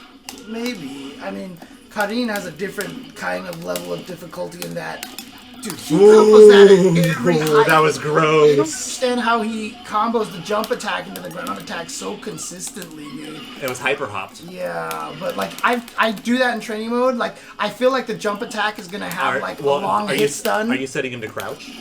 I am. Okay. I am. But the problem is just my brain overestimates the hit stop of jump attacks, and so because it's not Street Fighter. Yeah. Basically. Yeah, and then you die basically. Dude, isn't it great? Isn't it great to have that problem? Where you have too many good games to play and you get paralyzed by indecision? Dude, it's what a time to be alive. It's great and it sucks at the same time, I will say that. I mean, I'm fortunate. I only feel like I have 2 games to play. Right. And this one isn't out yet. Right. Wow, 谢谢秋哥的大火箭啊！ Actually, I do like Strive quite a bit. But I feel like my Strive gameplay is going to suffer really bad when this comes out. But it's okay because I play one of the easiest characters to be good with in Strive, so it's fine. Oh! Also, one thing that's worth noting, I did learn and figure out, like, the way they changed her 6A and 4B to only be those commands. I think a lot of it so she can run up B and not get missed inputs on getting a 6B by mistake. Also, something that never came up, but that standing close light kick, that little like shin looking one, right? That's a low. It's a standing low. That 6A just chased the freaking bad guy. Get tossed. Oh yeah, that empty jump low was really slick. Just too bad he didn't confirm off of it. Yeah. I like the challenge on the light spin fall kick. So this is how you're supposed to win, right? Is you rush Mary down first. Yeah, or you have like really good neutral to like prevent her from getting closer. Yeah, you saw him whiff that hard kick. He's like, nope. Yep, hard kick, burn knuckle. Yeah, Terry is obviously capable of keeping up, so that's one of the nice things. Yo, that cannon though. You just get hit one time, that's it, you're dead. So. Yeah, that cannon. Is that what it's called? Cannon? No, like the storyline, plot, etc. The lore. I was like, of course Terry can keep up with Mary. That's the way it's supposed to be. Right. Yeah, look at that, like round start, jump away, EX fireball. That was pretty sick. What did he? Was that a short hop button that he used for the anywhere juggle? No, he just did standing heavy kick. Ow.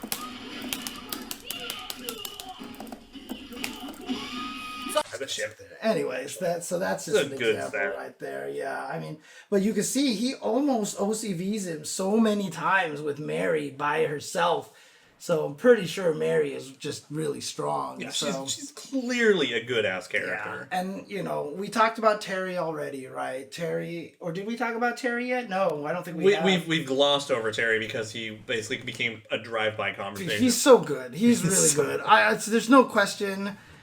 Everything he has is safe. He's got plus on block moves all over the place with meter. An unreactable overhead. That's a hard knockdown. Yeah. Granted, it doesn't give him any combos, but it's a hard knockdown. But it's a hard knockdown. I honestly felt like Mary and Terry were the winners of this beta. That's how I felt about it. And I think it's at the very least, it's a reasonable take. Yeah. Mayten being a pleasant surprise. Mayten was right there, and only just from my experience, I mean, that's all we can say about Terry. He has everything. He's really good. If you have fundamental KOF, you're going to win with him. Yeah. He has no problems. Yeah, I loved Isla. I really ended up enjoying Isla a lot. And when I did play online, I was OCVing a lot of teams with just Isla. Yeah, because also she can knowledge check you pretty hard because she has a really good high-low. Yeah, and on top of all of that, you know how you play Poison because you kind of avoid Street Fighter V? Isla can kind of avoid KOF a little bit.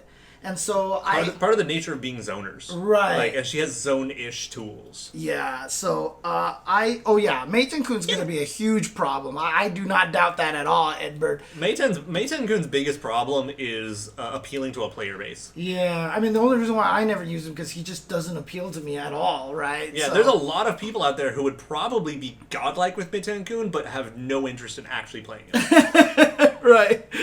I mean... As an old school person who played Guile in the past, I probably could play Mayten, right? But I mean, you'd probably really like him once you got the hang of him. Yeah, but I will tell you, Isla. The Guile and Yun had a creepy baby. I don't even want to think about that. Because wouldn't that kind of be Remy? No, that wouldn't be. I'm kidding. Poor Remy. But I really did enjoy Isla a lot. I liked the options that I felt like they made her great. And I know she's nerfed from the previous version, because God help us if we'd kept that version. Yeah, right. Where her standing far heavy punch always fucking worked. As an anti-air too. Where her level 1 juggle supers always worked. Yeah, I mean, I was throwing out that standing heavy punch as anti-air preemptive, and I got hit by a lot of jump kicks. I couldn't even be that mad. Mm-hmm. I was like, okay, that sucks. It doesn't work. I'll stop using it that way. And if it did work, this would be kind of a problem, Yeah. So, I do find it kind of surprising and slightly unfortunate that her DP is not true invul, especially for how fucking slow it is. Yeah, it loses low. Yeah. It has true I mean, in the match that I was showing, I mean, Xiaohai definitely used it like a regular DP sometimes, but we know we did it and got hit out of it a bunch of times. So, but yeah, honestly, Isla was fun. I was surprised that I came away from the beta feeling like she was, but again, she's the character I played the most because I had her on point. Yeah. And it's easy for me to learn her that way. And the thing is, she was one of my bigger surprises because I thought I would like her more than I did. I was all up on the Isla train until Dolores was revealed. And then I'm like, well, shit. I'm playing that character. I don't even care about Isla anymore. I just see, Isla's yay, Dolores revealed, and she's, fades away and crossfades into Dolores, and you're like... Yeah, it definitely happened. But, yeah, and she... so when I finally got to play her, I was like, oh, okay, let's get into this. Yeah. Yeah, you're just not for me. Yeah. That's fine, though, because I fucking hate her theme, and it's going to be the thing that keeps me from playing Dolores. I really don't like that song. Who's Dolores' song? The Dolores and Isla on the same team, so their team's theme is the one with, the awkward, female rapping. Yeah. I do not like that song. And so it's going to hurt me every time I have to, pick Dolores, and that song might come on. I'm like, Yeah. No, I mean, no, Isla wasn't played safe, because in the first beta, everyone said she was busted beyond all reason. So they definitely played a little bit. And the thing is, I kind of want to go back to some of that footage to see if we find any nerfs. Hey, I just said I don't like it. I didn't say it was bad. I said I don't like it. Yeah, there you go. That is the correct It is did not not for appeal to me. I am not that song's audience. It did not appeal to me. But I kind of want to see if any nerfs were applied to Terry that we could talk. Because remember, Terry was also considered one of the strongest characters at TGS. I mean, he still felt... And he's a fucking monster. And to be fair, I still felt like Isla was really strong. And that's one of the cool things about this beta, because some people are talking about K-Dash now. K-Dash was clearly a very good character, and K-Dash... Fact. Was what? I'm not part of their generation. Yeah, okay, there you go. There you go. The thing is, K-Dash is going to be one of those characters. Like, neither of us were going to be able to pull out K-Dash's maximum potential, because that character is a lab monster. He's an execution monster. Yeah, he is a lab monster's dream character, and I wasn't willing to invest that time. But, like, dude, like, Persona, Fighters Cafe was just all in. Dude, like, yeah, no, that character, given meter and an opportunity, is terrifying. Yeah, if you know what you're doing with K-Dash, I feel like when K-Dash touches you, you will die. Yeah. Now, one guy I fought... he is heavily meter dependent, though. One person that I fought, I didn't realize how annoying it was, because I've never fought a character like him before. But every time he started up the fireball, I would jump, but then he would follow with a kick, and I just get hit out of the air, and I was like, God damn it. So I got blown up by a K-Dash until I just was like, I'm not going to jump at all of his fireballs anymore, and it got better. So, but see, that's the thing. It's like, even in the first beta and in the second beta, playing online, playing against you, I was able to adapt, except Mary. Mary was the only character I don't feel like I could ever adapt to, but... that might have been a more Rio problem, because if I had Terry on point, I probably would have been able to win more matches, honestly. Yeah. But I thought K-Dash was really strong. Antonov, I feel like he's going to be good. I felt like he's going to have a lot of weaknesses. I feel like he's going to have some bad matchups. Yeah, I mean, and that's the nature of him. But, I mean, again, like, we just need to see, like, when the game drops, how Inferno Kong treats him. Because Kong is a beast Antonov player, and he showed off a lot of potential. He said he liked him, too. He likes him, yeah. He still has some issues, and Antonov actually is one of the characters hurt most by the quick max change, being 2 bars. Because he had a lot of situations that were reliant on being able to max. Okay. And so losing some of those situations may or may not have been worth the trade-off of anywhere EXDP. I'm worried about him because I do feel like even when I wasn't figuring out how to use her very well, I felt like Isla and Antonov was not a good matchup for Antonov. I think that one's a matchup that can actually be adjusted. Yeah, okay, yeah. That's good. Like the down to back heavy punch, I think is enough to help mitigate a lot of circumstances. Okay. And then finding out that all of his target combos now go into the forward light punch, even on block. Oh. So he has really dumb crushy block strings. So it's again... Okay. It's again, if he gets in, gets a knockdown, and he makes you block one jump in, and you might get guard crushed. Yeah, you could be dead. Just off the bat. Right. He's definitely a I hit you character and you die kind of character. And even did you block. Right, and he needs meter. He needs meter because the meter. Level 2 kick super is... like the bulk of his damage. I mean, not even that. Like, also just now having the EXDP is gigantic. Right. The EX back hit is a crumple that you can do like a lot of good stuff, and you can make safe, and you can frame trap into. And you can raw max off of into the level 2 and go ham off of that. And then just like dumb gimmicks like his 2D being the overhead, and then just quick maxing off it. Fuck it. Like he. Oh yeah, the improved ground pound is out of control. So what makes it better than before? Active longer, bigger range. Okay, gotcha. It is active way longer. It's like literally long. Like the EX version is active almost twice as long, I think, as it was in 14. I'm still not sure. So long. I'm still not sure what the fake is for yet, but because it has 0 landing recovery, I believe. And remember, he has cancelable jump normals. That's right. So you can jump in and then nothing, or you can do the flop again and then things hurt, whatever. Okay. Which I think just now leaves us with Cronin. It's the only character we haven't talked about. I have nothing to say. That character, I'm just gonna say. Yeah, I feel like he's definitely mid to anchor now. I think mid because I don't want to rely on Antonov being anchor. Because if he does have bad matchups, he's going to have a bad time. Yeah. But second, I think is fine. Yeah, I'm just going to say about Cronin, he was so god-awfully boring to me that I lost all interest in. Like he's not a lab character. I tested him out. I was like, let's go find out what this character does, and I was like, this character does nothing. He's DP, he's fireball, and little spin kicky. We're getting to that. We're getting to that. Trust me, we're getting to that. But Cronin is not a lab character. Never really has been. It's really he's like a Samurai Shodown character where you play him for 5 minutes in training to know what his kit is, and then you just play a bunch of sets so you know how to fight with him. Right. Yeah. So he's not for me. But I will say I do absolutely adore that they let him keep all his classic motions. Yeah. Including for the tentacle arm. That's awesome. That makes me so happy. Yeah. What was the tentacle arm original input again? Down, forward, all 4 buttons. So inverted DP, all 4 buttons. You could do it that way? That's faster, too. That's hilarious. You're good at it. It's a hell of a lot faster. Yeah. The only thing is it's kind of awkward because a lot of like the advanced cancels and climax cancels, I've kind of just gotten used to mashing them because of the way the inputs are. So when you get the weird ass like pretzel into fucking inverted DP shit, I was not able to advance cancel them like 90% of the time because my brain hadn't wired to that yet. It's always the whole thing where you land the first one and then the second one you're like, what am I supposed to do? Because they all have to be canceled like instantly. Yeah. I will say, and I saw this in the move list in the trailer, the level 2 gun being charge is actually like really cool. Yeah. I like being able to charge it.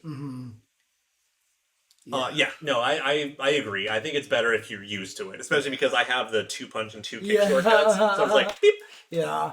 And I think that's super sick that they let you do the pretzel. Yeah. Like, shout outs to them for even just being like, you know what? Some people miss the pretzel. So the climax is not that invul, actually. It's not that crazy invul. It definitely has a lot of startup invul, but it runs out faster than you think. Yeah. But, I mean, Raging Storm will probably have the old input then, huh? If we get Geese, he'll be allowed to do both. both. That's right, Geese. Oh God, we don't know if he's in there yet. But, I mean, I've heard that he did have it in 14, but I also don't remember it being in 14, so I don't know. Right. On the other hand, I do remember 14 actually had a code for putting in the original Raging Storm, like on the main menu. So that it would turn into the original input? No, it was for something else. It was like it unlocked a music option or something. I don't remember what it was. Okay. I mean, now, Rox has never been the pretzel, right? Nope, down forward, Storm, because it's worth noting that Rock is a Fatal Fury character. Oh. And 90% of their supers in the entire franchise are like down to forward, at least after like special. Right, so even if he got in as DLC... Oh, the charge up for the gun has invul. Oh, like a ridiculous amount. Oh, interesting. Good for him. Okay. Good for him. Yeah. Okay. I think Cronin is still good, but it's just like you have to get used to playing him. He still has a bunch of tools, and at least he's not fucking nameless here. Yeah, and another thing too is that he's going to be really good for beginners, I think, because of his super active jump attacks. It's going to let you kind of learn how to do short hop attacks a little bit, you know, and kind of lean in towards those. So Garo and Fatal Fury are the same thing. That's why I refer to it as Mark of the Wolves. But yes, Mark of the Wolves, almost everyone is just down forwards on all of their moves. I think it's Griffin and Gateau are like the only characters. Oh, and Janae's Secret Super. Right, because also totally hit the that link for that one from Rugal. I want to see this invul. I want to see this. What was I trying to say? Fatal Fury is just called Garo. Garo Densets. Right, yeah. And then, so Mark of the Wolves is Garo, Mark of the Wolves. Right, exactly. So, here we go. It's like the level 3s and Big Fall. Right.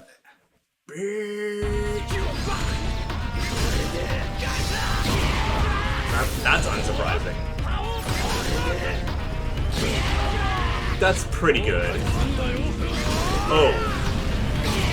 Holy shit!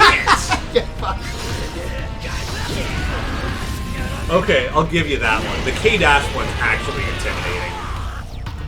Yeah, because that one was active for forever. Yeah, I'll give you that one. That one's active for a while. That's wow. Awesome. That's amazing. I'm here for it. let him have it. Okay. Now, however, my favorite thing about Cronin, as a surprise to no one, is the new Nest theme. Oh my god. Liberty is like the sickest fucking song. Yeah, like, I'm pretty sure I've already made Kitty sick of it by how much I'll just listen to it for like hours. It's so good. Oh, that's hilarious, dude. That's funny. So I'm super stoked to play Angel just because it's gonna make that song pop up more. Right. Because that song's got it. I do like the remix for KDD 08479, whatever. The rival music for Cronin and K-Dash. Okay. Because I can never remember the fucking numbers for those songs. But yeah, it is 84. Thank you. Okay. But yeah, so if you got the Cronin versus K-Dash, they had K-Dash's old theme, and it was really cool. Yeah, no kidding, right? So one thing though that did happen. So we did talk about everybody here, right? But there is something else to talk about. Okay. Somehow, from kind of the same way that Famitsu oopsed, that there are little glitches here and there throughout the thing, right? And perhaps some of the data mining. I don't know. Mm-hmm. We now have Athena's theme from 15. What? Yeah, that's a thing that apparently came out of that weekend. How did that happen? I'm not entirely sure. Huh. Interesting. Okay. Angel. Angel. So yeah. I figure we can close on that one. Sure. Yeah, okay, we'll close on that one. But yeah, it's kind of a trip. She's got like this full like hardcore EDM Psycho Soldier remix. Oh jeez. Oh man. That's funny. Dang. I mean, at this point in time, SNK is very aware of the leaks and such. They've got to be. Yeah. Like it's just kind of like unavoidable at this point. Right. And the thing is, I mean, if nothing else, we know for how much KK is online and still communicates with everyone. If he didn't know, he'd have been spoiled by now. Right. Like yeah. they know. Mm-hmm. But as anyone can attest to who's ever been in the industry, you can't talk about it. Right. Like the moment you do anything about anything with leaks or spoilers or data mining or anything, the moment you talk about it, you confirm its legitimacy. Right. You can't talk about it. Well, the other thing too is because again, what also a lot of people don't realize is that a lot of organizations promise reveals to certain companies. What if 4Gamer or EGM or IGN or whatever companies are out there? What if like someone leaked Cronin's image? Like that would have botched the whole reveal for the Game Awards. Right, exactly. So like let's say the DLC characters, right? Let's say the entire DLC season is given to IGN as an exclusive to be released.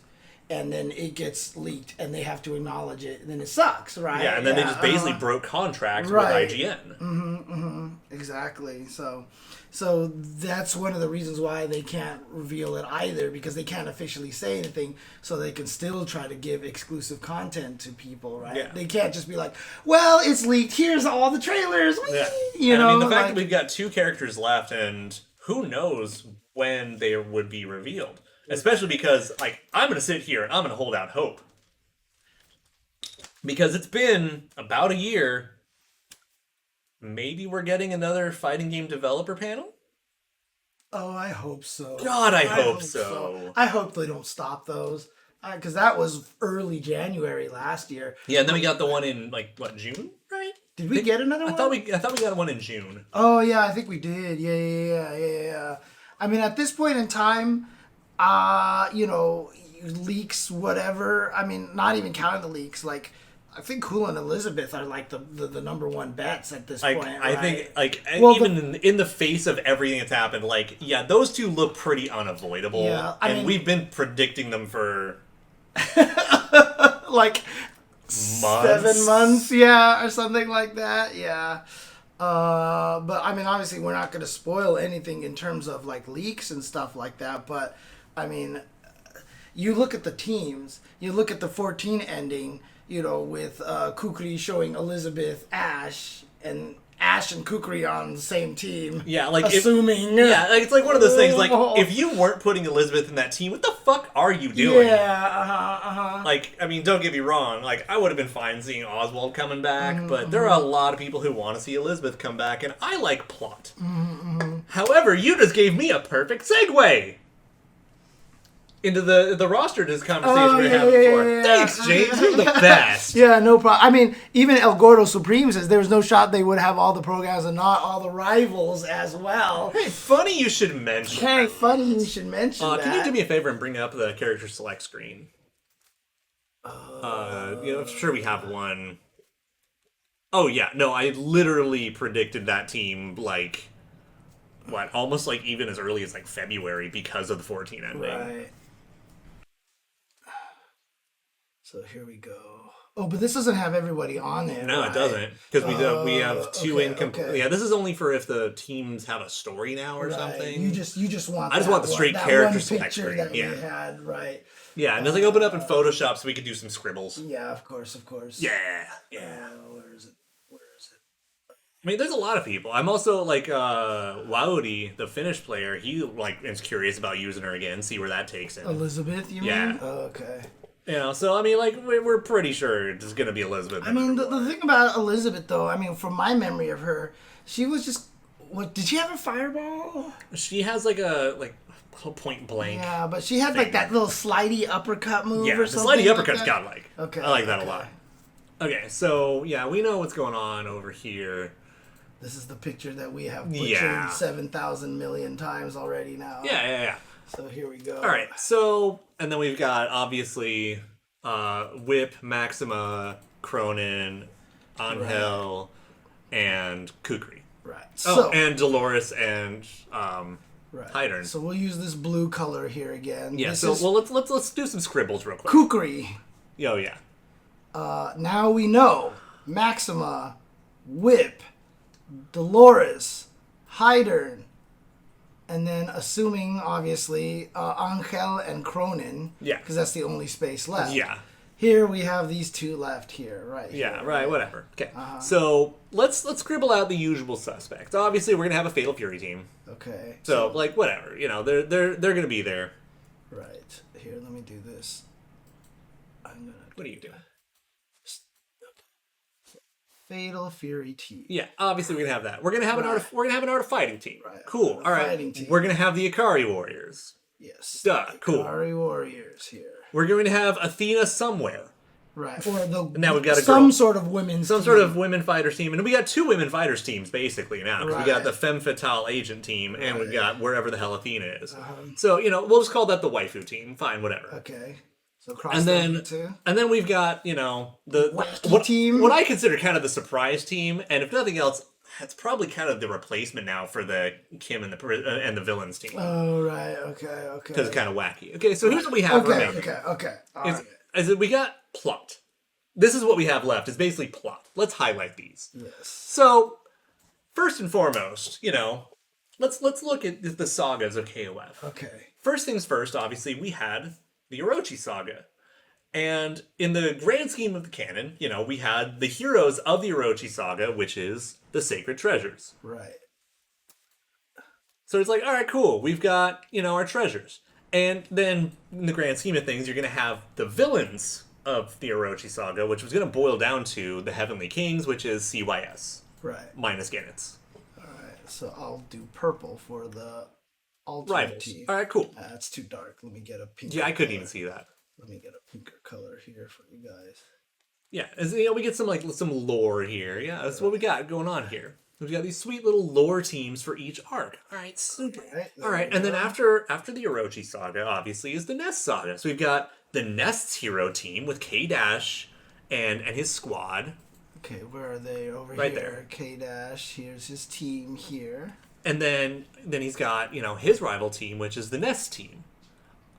All right, that's cool. It's cool. And right now we're in the Shunei saga. Right. So over there on the left, you got Shunei's hero team, which of course Benny's on because he likes trophies. Right. And then over on the right, we've got Isla, the rival team. All right, that's super cool.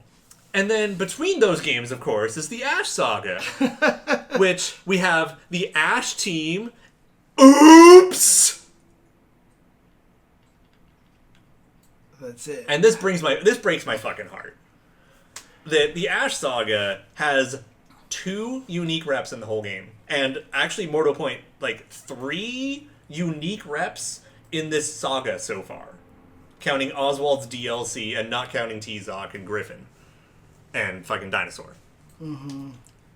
This entire saga has had 3 reps from the Ash Saga. I mean, what's interesting, because, you know, we were talking about what someone was saying about, you know, that they have all the pro tags, and one of the funny things is we were talking about this earlier. It really honestly felt like to me that Ash was the rival team introduced first, and then the pro tag team got introduced second. It was like the backwards. Yeah, the rival is more or less supposed to be the hero kind of thing. Right, because it had Elizabeth and Benimaru, who's always on the pro tag team, right? Yeah. He's always like freaking... And good guy Dualon, he's like, nah. Yeah, he left Ash because he was like, you're doing fucked up shit, right? So he actually left. So... It almost felt like in the Ash Saga, they went the reverse order. They kind of put the rivals out, and then they reacted. But there's still that... Yeah, it breaks my heart that, like, the pro tag and rival whatever are on the same team, and they're the only reps from that arc. Yeah. And that hurts my feelers. I mean, obviously, we still have potential for DLC or maybe even unlockable characters. Yeah, someday, but it's like... I'm just saying, personally, if you were putting, like... Shenwu, Dualon, Adelheid, Malin.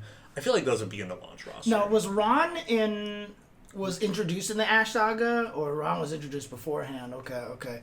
That whole because the Hizoku clan was actually more or less introduced in the Nest Saga. Right. That's how we got Lin. And the crazy thing is, with Elizabeth and Ash being on the same team, right, theoretically speaking, combining into one team here, that doesn't... Where is Shenwu and Dulan supposed to go, you know? Maybe they're just leaving them open so they can team up with Kenso and maybe try to finish off this dragon storyline or something that. I'm still all for, like, a Dualon, Adelheid, we hate our dad's team, so...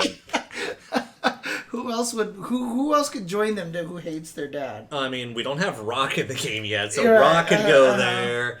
But yeah, you start running out pretty quickly of, like, kids who fucking hate their shitbag dads. I mean, you just get one of the Kyo clones. Yeah, I mean, honestly, that would be cool to see Rock and Adelheid. Yeah, and that's the thing. I'm down for the Dragon Spirit team. You get Kenso and Dualon to squad up. Right. Would Shenwu have a reason? No, it probably would be Bao if it was anything. Yeah, right? like plot-wise speaking, it should be Bao, which is whatever. Because I feel like if Elizabeth and Ash are on the same team, which, I mean, I feel like is 99% gonna happen at this point. Mishima guest character. They hate their dads. Actually, that would be funny, dude. That would actually be funny. They just put in Adelheid, Rock, I'm joking about Kyo clones. Their dad being Kyo, and you know we all know how I feel about Kyo. Right. So, he's a dick. But where would Dulan go? Dulan doesn't have a team anymore if Elizabeth and Ash are going to be on the same team, right? Because Dulan was with both of them. Yeah, and the thing is that he's a good kid. So, like, there are only so many people he probably would bother to team up with unless they just said, you know what? Fuck it. Hizoku team. And it's like, we just get, like, him... Xiaolon and Lin together. Or it's just like Yuri and Maya, and they're like, you're on our team now! You're pretty enough. Yeah, and Dualon would be like, what? You know, two people just gotta kidnap them on the team. Ultra Brawn! Exactly. So, I mean, honestly, Dualon and Kenso would probably be one of the best choices. Because it would be the anti-Ron team, basically. Right, yeah. But then would Shenwu fit on the team? I mean, Dualon could probably be like, hey, I'll pay you. Just work with me. Because the thing is, Dualon is Dualon supposed to be Chinese?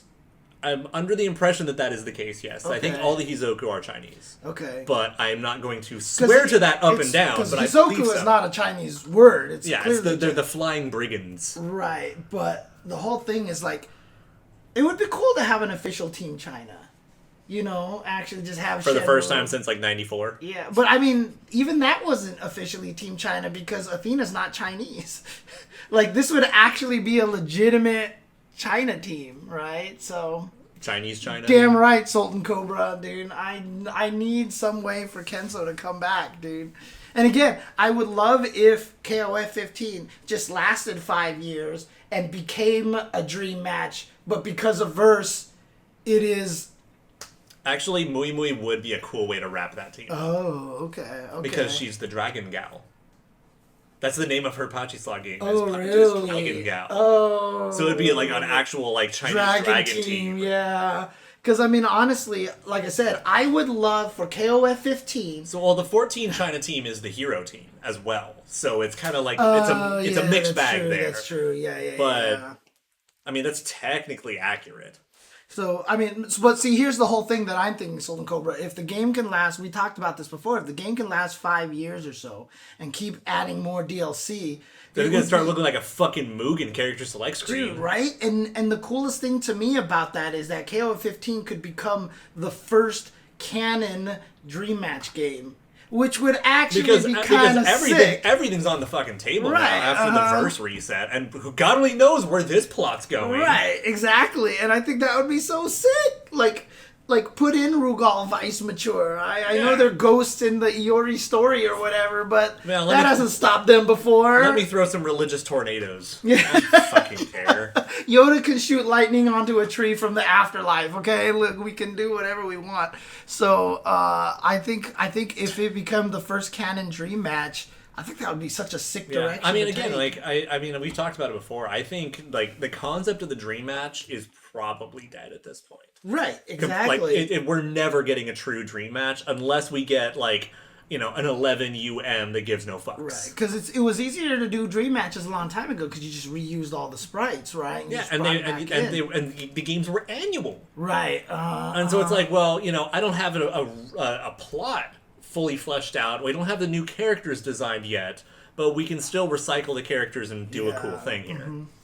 Well, one of the reasons why they were able to put this many characters in the game at start is because it is an enhanced 14, right? Like, yeah, they didn't have to do as much to the engine, right. And also this game took a while, and they're a lot more experienced, right. So it helped. And this is obviously not a spoiler, but even so much to the point that the leaks could even tie stuff between the two games, right? You know, you could tell that this one was kind of built on. I mean, a lot of the characters that are coming back, you see, have clearly the exact same animations that they did. I mean, before. I'm still surprised that a lot more of the DLC isn't in the base roster. Right. Like, you know, again, like Oswald. Right. I'm really surprised Oswald didn't make the cut. Right? Because Yamazaki was DLC in 14, right? Yeah. I want my please put Yamazaki in the game. I want my Yamazaki. Yeah, and I mean, here's the thing. Like, I'm not surprised about Rock because you make Rock DLC because people will buy it. Yeah. Pretty much, yeah. Oh, man. Well, this game doesn't have any Southtown villains. And the only one that's been mentioned is Hein, who has been deconfirmed because he's in the fucking story modes. What did they say about him again? He's the one basically contracting Luong to be on the agent team. That's right. Yeah. But yeah, I mean, no, honestly, I think this shouldn't even be a KOF multiverse. This should be the SNK multiverse because this can finally normalize the Garu Mark of the Wolves storyline. Is Geese dead or alive? I mean, we joke about this being the fucking, you know, Crisis of Infinite Earths and Superboy Prime punching walls and shit. Yeah, and that's what I mean. Like, I feel like they could use this game as the verse excuse to bring everybody together, right? I mean, why not at this point? I think it would be a smart thing for them to do to create like a SNK multiverse kind of game. Yeah. So let me have my Bariki characters. Yeah. Let me get Adelheid back. Let me, you know, get Hizoku's. Yeah. Give me a couple Max Impact characters. I'll say it. I only want one of them, but whatever. I'll take a few of them. Is Rock's popularity just because he's cool, pretty boy kind of guy? Do people actually like his move-sets, or like what? On paper, he's got a pretty cool moveset because he's like the highlights from Terry and right, Geese. Yeah, But it's his problem is most of the time it's practicality. Like, I mean, I like Rock in the sense of, you know, I think it's really cool to have like a generational lineage character. Is that he's the son of Geese, raised by Terry. Like, that's pretty cool. Like, just a story thing. And I mean, when I was like a youngin', it was definitely one of those like, man, I want to grow up to be Rock Howard, you know, because he's fucking cool when you're like 12. Right. But now I'm an old fuck, and Rock's still 12. Oh man. And I don't mind pretzels, so you know I'm gonna do Raging Storm with an old goose. Yeah, the energy wings are fucking cool. Like that's just unavoidable. God, Those are objectively is this what it fucking is? cool. If you have wings, you're the best. Like if you can, that's like Sephiroth's status right there. Dude. Yeah, exactly. So. If you can make your own wings, you're awesome. Change my mind. Oh man. Don't worry, I give Max a hard time for Rock as well. Now again, so I mean exactly. That's why I play geese. Yeah, so I mean obviously the Ash Saga is kind of disrespected here a little bit, right? So, but maybe it's also because they're the most recent. Like bringing CYS back is like CYS totally deserved it. That's cool, but it's like it's crazy to me the popularity and love that the Nest Saga gets even from SNK when they didn't make part of it. And it's kind of weird to me. Right. And then, you know, they bounce back, they make the Ash Saga, and then oops. SNK made 99 though, yes, right? and 2000. And 2000. But then from that point forward, 2001, they got through, like, I think at most 40% of it. The rest of it's Eolith. And then Eolith did 2002. And then SNK came back, basically. 2003. Okay. SNK Playmore. Right. But yeah, there's definitely not a lot of Ash stuff going on here. Yeah, it just hurts my feelings. I would like to see more, because I really like the Ash Saga. I really like a lot of the characters they brought in. I like the games. I like the story. Like, I mean, I'm one of those fucking sick psychopaths who thinks that Ash might be the best, like, pro tag of the four. I actually like Ash a lot. Interesting. And I'm still, I don't know, I may or may not play him. Because most of the time, like, any of the games Ash is in, I just had other characters I wanted to play more. I mean, again... This time, he's got a chance. I feel like Ash is still more of the rival. No, but he's officially a pro tag because they even said it. Yeah. He's the, like, chaotic good by the end of the arc. And, you know, like, one of my friends, he made a point to talk about, like, basically, I'm speaking for him, is that, you know, after 03 and 11, where he's just a fucking asshole, when 13's plot comes around and reveals he's actually just, you know, going for the greater good the whole time, I still wonder if that was the intent the whole time, or if they felt like they wrote themselves into a corner and wanted to redeem it. Right, because Psyche didn't appear until 13, right? Yeah. So maybe Psyche was their way of making Ash kind of the bad guy with Ash being the good guy still. Yeah, you know? And it's like, I don't know. I'm fine with how it turned out, but his point was, like, I'm not sure if that was an early decision or a late decision, because it works so hard to redeem him, and, like, in his eyes, it was like, too little too late. Fuck this kid. And me, I'm like, this is fucking awesome. I mean, I know most... That's reasonable. That's totally reasonable. I like the Orochi Saga because of its, like, real-world lore stuff, with, like, the treasures and all that shit, and, like, and it's the Japanese mythology, the Orochi and Amaterasu, and it's fucking awesome. It's like I said... You know, not counting 94, you know, before they realized anything, it's still funny to me that every boss character has only been in one game. Everybody remembers Rugal. Like, you talk to most people, they don't even know who Genitz is, right? They don't know unless they were traumatized by him. Fighting him, right? Oh, yeah. But the ruiner of lives. Like, I don't know if it's a CVS2 thing that made Rugal so prominent. It has a lot to do with it. Yeah. But it's also that they've only appeared in one canon game. Right. Because Rugal is still in every dream match. That's true, right, yeah. But again, Rugal is still like he's like... king shit. Yeah, like when you say, who's the main bad guy of KOF the series? Everybody like, Rugal! And he's like, well, he was only in one canon game, but you know, so like one and a half. So. I think 94 still technically counts. Right, yeah. But yeah. Yeah. But, I mean, that's just a funny thing to me. But, like, that's why Rugal's got to... Dude, if one of the unlockable teams with the DLC characters isn't Rugal, Vice, and Mature at some point, I'm going to be very, very sad. I just... Like, that to me would be, like, putting the sacred treasures Again, team it in was there. only in 96. Like I would just love it if they made that like the Sacred Treasures team. So. Krauser is from Fatal Fury originally because he was the boss of Fatal Fury 2, but then got to be in a KOF. Right. Yeah. Well, again, we don't know that, Sultan Cobra. We don't know that. So, although it's still very suspicious that the package coming out is the Omega edition, right? So. I really want to do like the dramatic, like the dramatic gopher. Dun, dun, dun. The Omega edition. Come on, people. But you just gave me the best segue ever. Oh God, another You're best so segue good at this, ever. James. Okay. You're the best. Okay. Speaking of collector's editions. Okay. I've definitely been hearing over the past few weeks, months even, of people having their concerns that they couldn't order the Japanese KOF 15 box set off of Zen Market. And so what I wanted to do is do a little tiny presentation here to tell you how, yes, it is totally possible because I just did it. But it's not in the same like orthodox set. See, that last link is fine. Right, okay. So this is the SNK online shop. This is where you would actually find the game. Make sure it's on the screen because it's not right now. And I talked about Zen Market a lot because I'm an American and I like buying Japanese shit. I don't like buying American shit, so I buy a lot from Zen Market, or via Zen Market, same difference, whatever. Well, so here's the thing: is that the SNK Online Shop International doesn't carry everything in the Japanese SNK Online Shop. So, what you do is you go to the Japanese SNK Online Shop, like so. Pick any product here. Pick any of them. King of Fighters PS5. Why would I buy it digitally if I want these physical collector's editions that are fucking awesome? I want art books and CDs and displays and reproduction AES carts.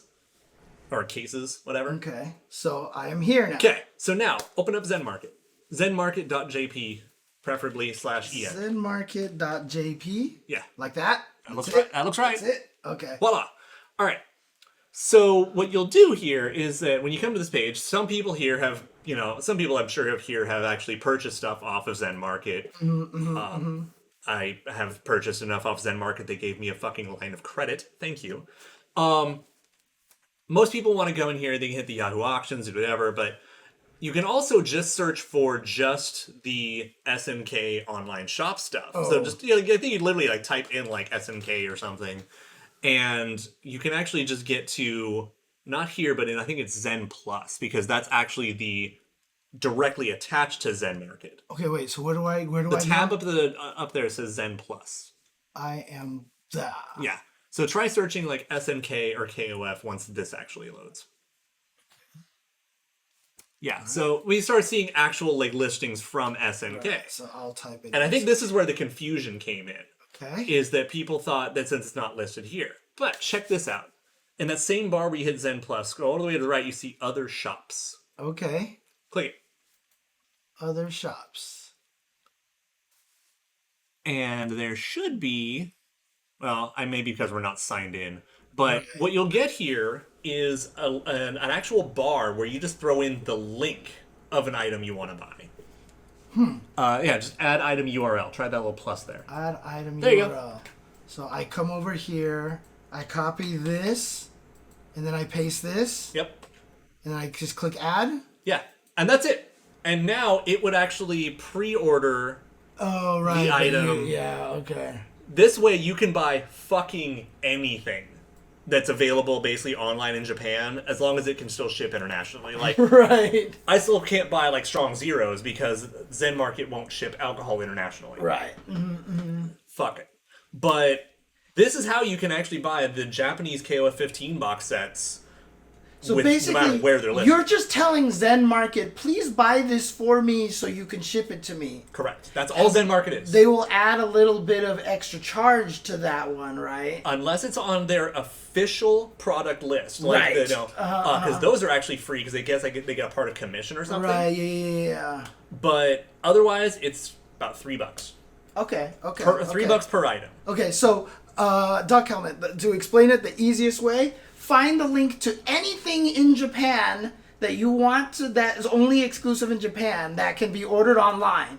Paste it into this other shop's add item URL. Just paste it in there. That's basically you sending an email to Zen Market, say, I want this item that I can't get in America. And they'll go, okay, we'll order it online for you, charge you for the price, and then an extra $3, and then charge you for shipping to ship it to you. Yeah, so once they get it, they'll be like, hey, your item is now at our warehouse. We will store your item for free for up to 45 days. After that, we start charging you by the day.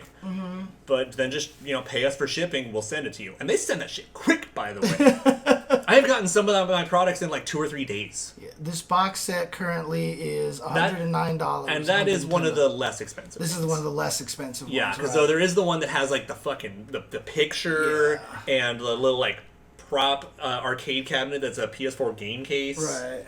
And that shit's like 200 something. Yeah, so again, go to Zen Market, click Other Shops, and then click Add Item URL. Other Shops meaning, hey, buy this is something that's not directly listed on your site. Right, exactly. Apparently, any link, as long as they can, it's like you said, they can't ship Strong Zero because it's alcohol, but could I even order like little egg tarts and stuff like this and have them ship it to me? Potentially. It's just a matter of like, that's food, it's going to expire. Right, so yeah. They might turn you down. Right. But like, if you go to like Nintendo's website and they have plushies that are only available for purchase in Japan, you can use this probably. Just fucking, I want this Pokemon plush. All right, cool. And just throw it on here. Right, yeah. So that's actually really, really cool. Okay. So, like, remember when we got the cool clothing crossover stuff from Hakaba no Garo that has, like, the KOF invites and the cool Iori pants? Oh, yeah, that's right. I did this. Okay. I got the external link. I want to answer Ultima Original's question. Would James consider commentating KOF 15 during tournaments? Again, I've said this many times already. I'll do it if people will be okay with me doing that. I don't want to just jump in and be like, hey, look at me, I don't like with Guilty Gear. I did it because I have a big history with I've played Guilty Gear forever. I know KOF 15 has the potential for a lot of longtime KOF fans to get their shot, so I don't want to just be jumping in here and off stuff like that. But if people are cool with me doing so and would like to have me do it, and I can do a good enough job. Yeah. Well, because the thing is that I'm speaking for you, is, like, I would love to work with you on that. But the fact is that sometimes you get a pairing of, someone who knows a lot of KOF, but maybe isn't the best commentator. Right. The thing is, you have a lot of commentary experience, and you're learning KOF. Right. I mean, you might be good to, like, bounce off each other. It's the reason why a lot of people in the Soul Calibur community like me doing commentary, because they know I don't have the most knowledge, but they're okay with that because, one, they're happy that I'm enjoying the game a lot, and two, I have that commentator experience, and especially when I pair up with somebody who does have the knowledge, it comes out very strong. And when we did the grand finals of the tournament that I just traveled to, I did the grand finals with Conmai, and he has all the knowledge and stuff like that. But people were saying they really enjoyed our commentary because it was just a nice little combination of both. So that's the whole thing. Like I said, I'm willing to do it, but I understand. But you want to feel welcome. I want to feel. It's not even just like I want to feel welcome. I understand. The longer I've been in the fighting game community, the more I understand that a lot of the communities out there, especially the ones that have been in the in the dark shadows corners, with the finals in the bathrooms and stuff, jokes and stuff. They're very. Once their opportunity comes around, it feels like now is our chance to shine, and then you get James Chen coming in here, and you're like, "Fuck, what is this guy doing here?" Right? Like, and I get that, and my goal is not to just wave my dick around and just be like, "Aha, come in." You don't want to ever feel like a usurper. Right? Exactly. So if the rest of the KO community is down, then fuck yeah. Exactly. And if I can do a good job. Yeah. Those are the two things. Right? I don't want to just jump in here to do it just because I can. Well, I mean, it's not like we're not going to throw a few online events when the game drops anyway, and we'll see how it feels anyway. Exactly, and I'll probably be playing this game a lot online anyway. And locally. Yeah, hopefully. I mean, it's weird because like I said that about Guilty Gear, and I haven't played Guilty Gear online at all recently. And it's just, I just don't enjoy the online ranked. Yeah, you're not getting out of playing KOF. Yeah, I know.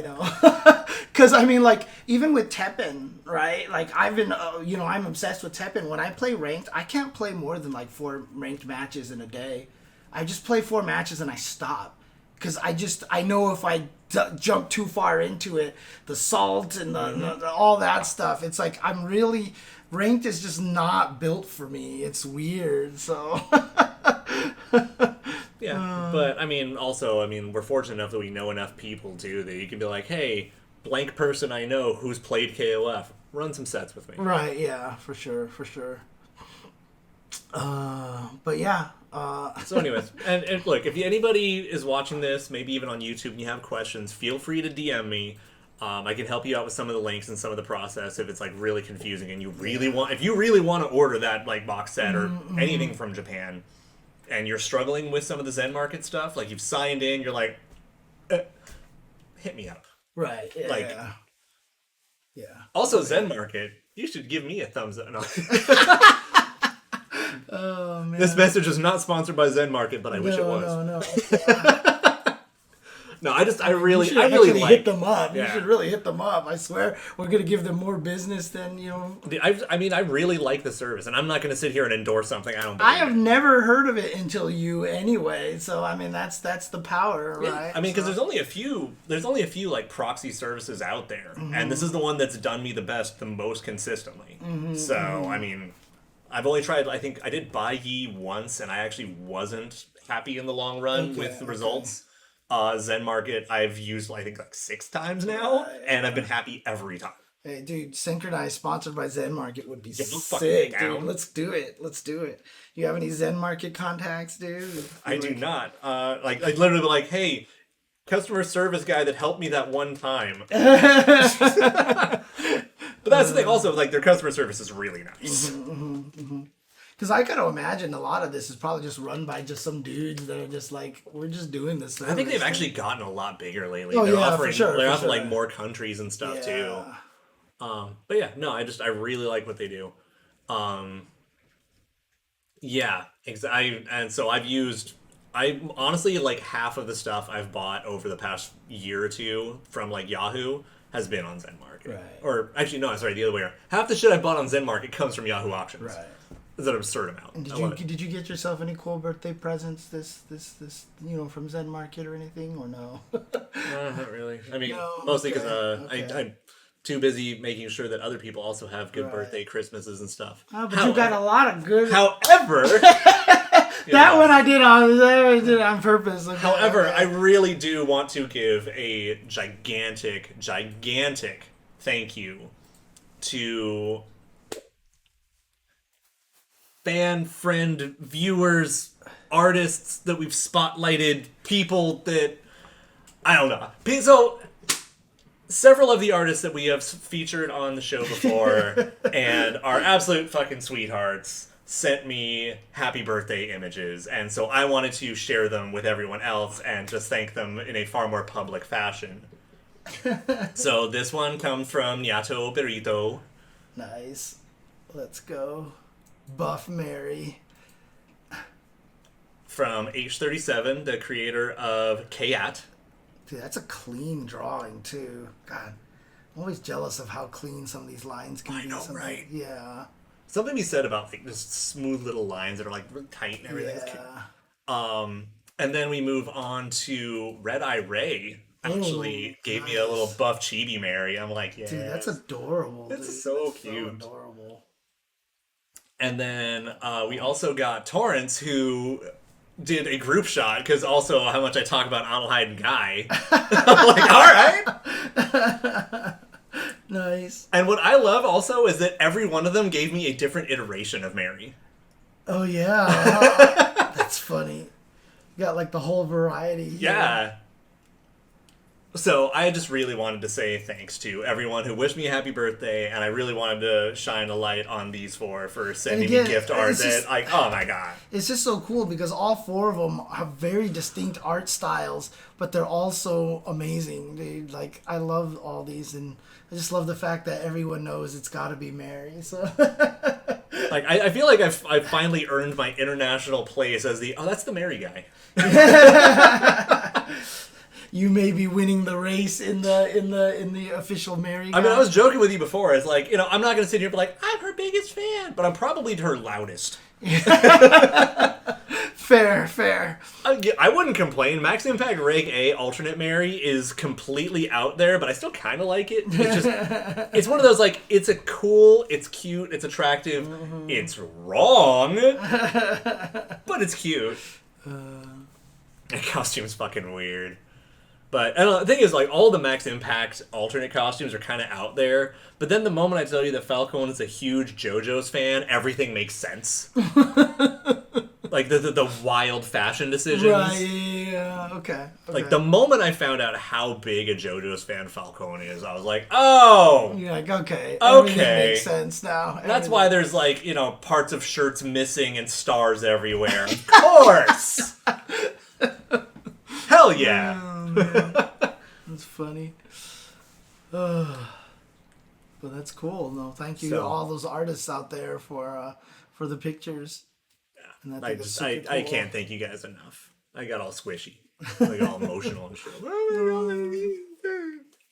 Oh man! And so when hopefully they'll watch this tomorrow on YouTube and they'll just start laughing. Oh man. Anything else that you wanted to discuss, or? I mean, I'm probably gonna still try to do a little bit of a write up in like a twit long or something of just like thoughts about the updated beta. Right, yeah. But like I didn't play it online at all, so that offsets a little bit. But it's like some of the UI UX stuff, and a couple of notes. Like I just really want to talk about like why let me juggle with Mary's 4B if it does nothing.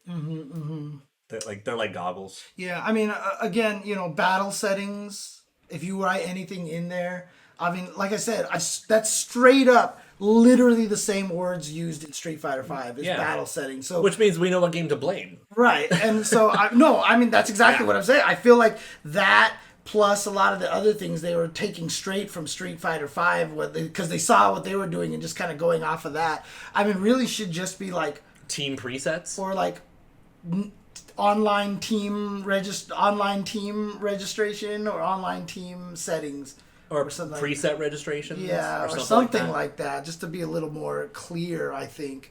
Oh, thanks, Torrance. Yeah, because you're in here. Hell yeah. Yeah. I think it would be really cool if, that was changed.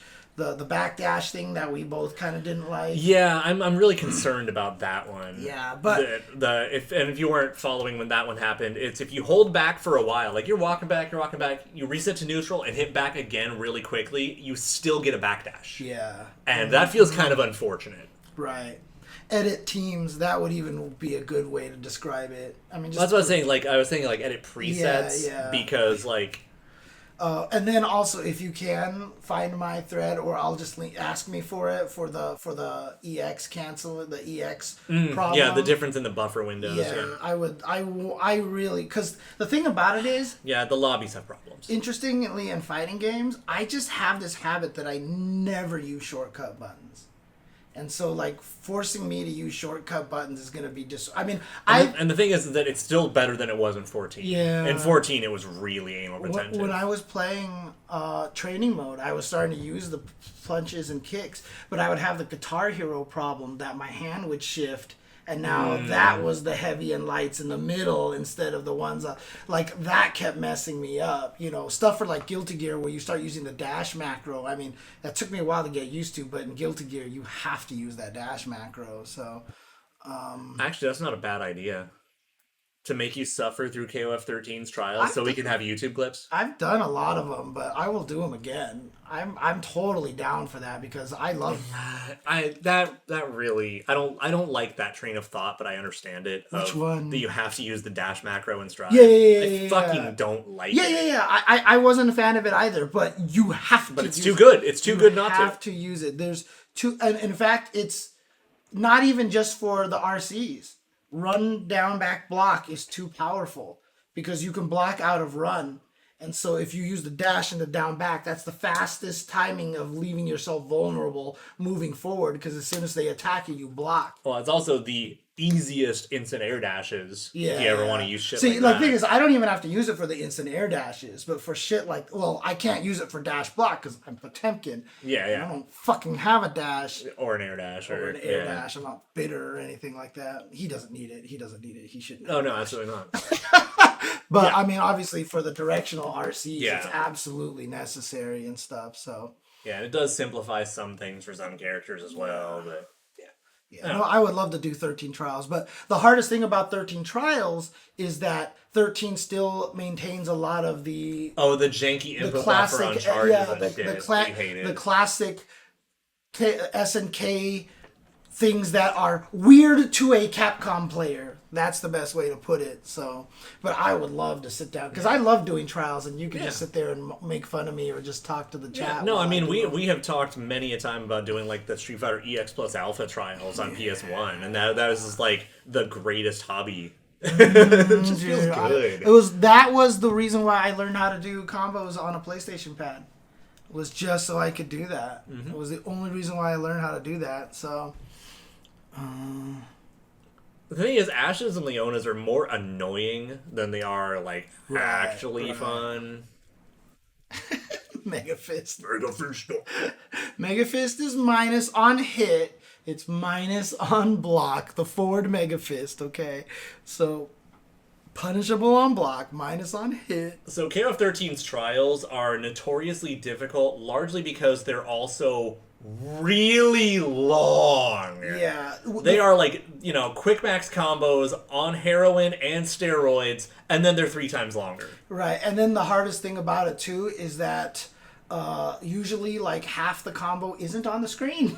Yeah. Until you start accomplishing it and it starts to scroll. And then you get the scroll and you're like, oh god, there's more? Right, yeah. So one of the hardest things for me about trials is I like looking at the whole combo and processing it in my brain to try to turn it. I mean, I think you can still at least like pause it and view the whole thing. Okay, I think you can. Okay.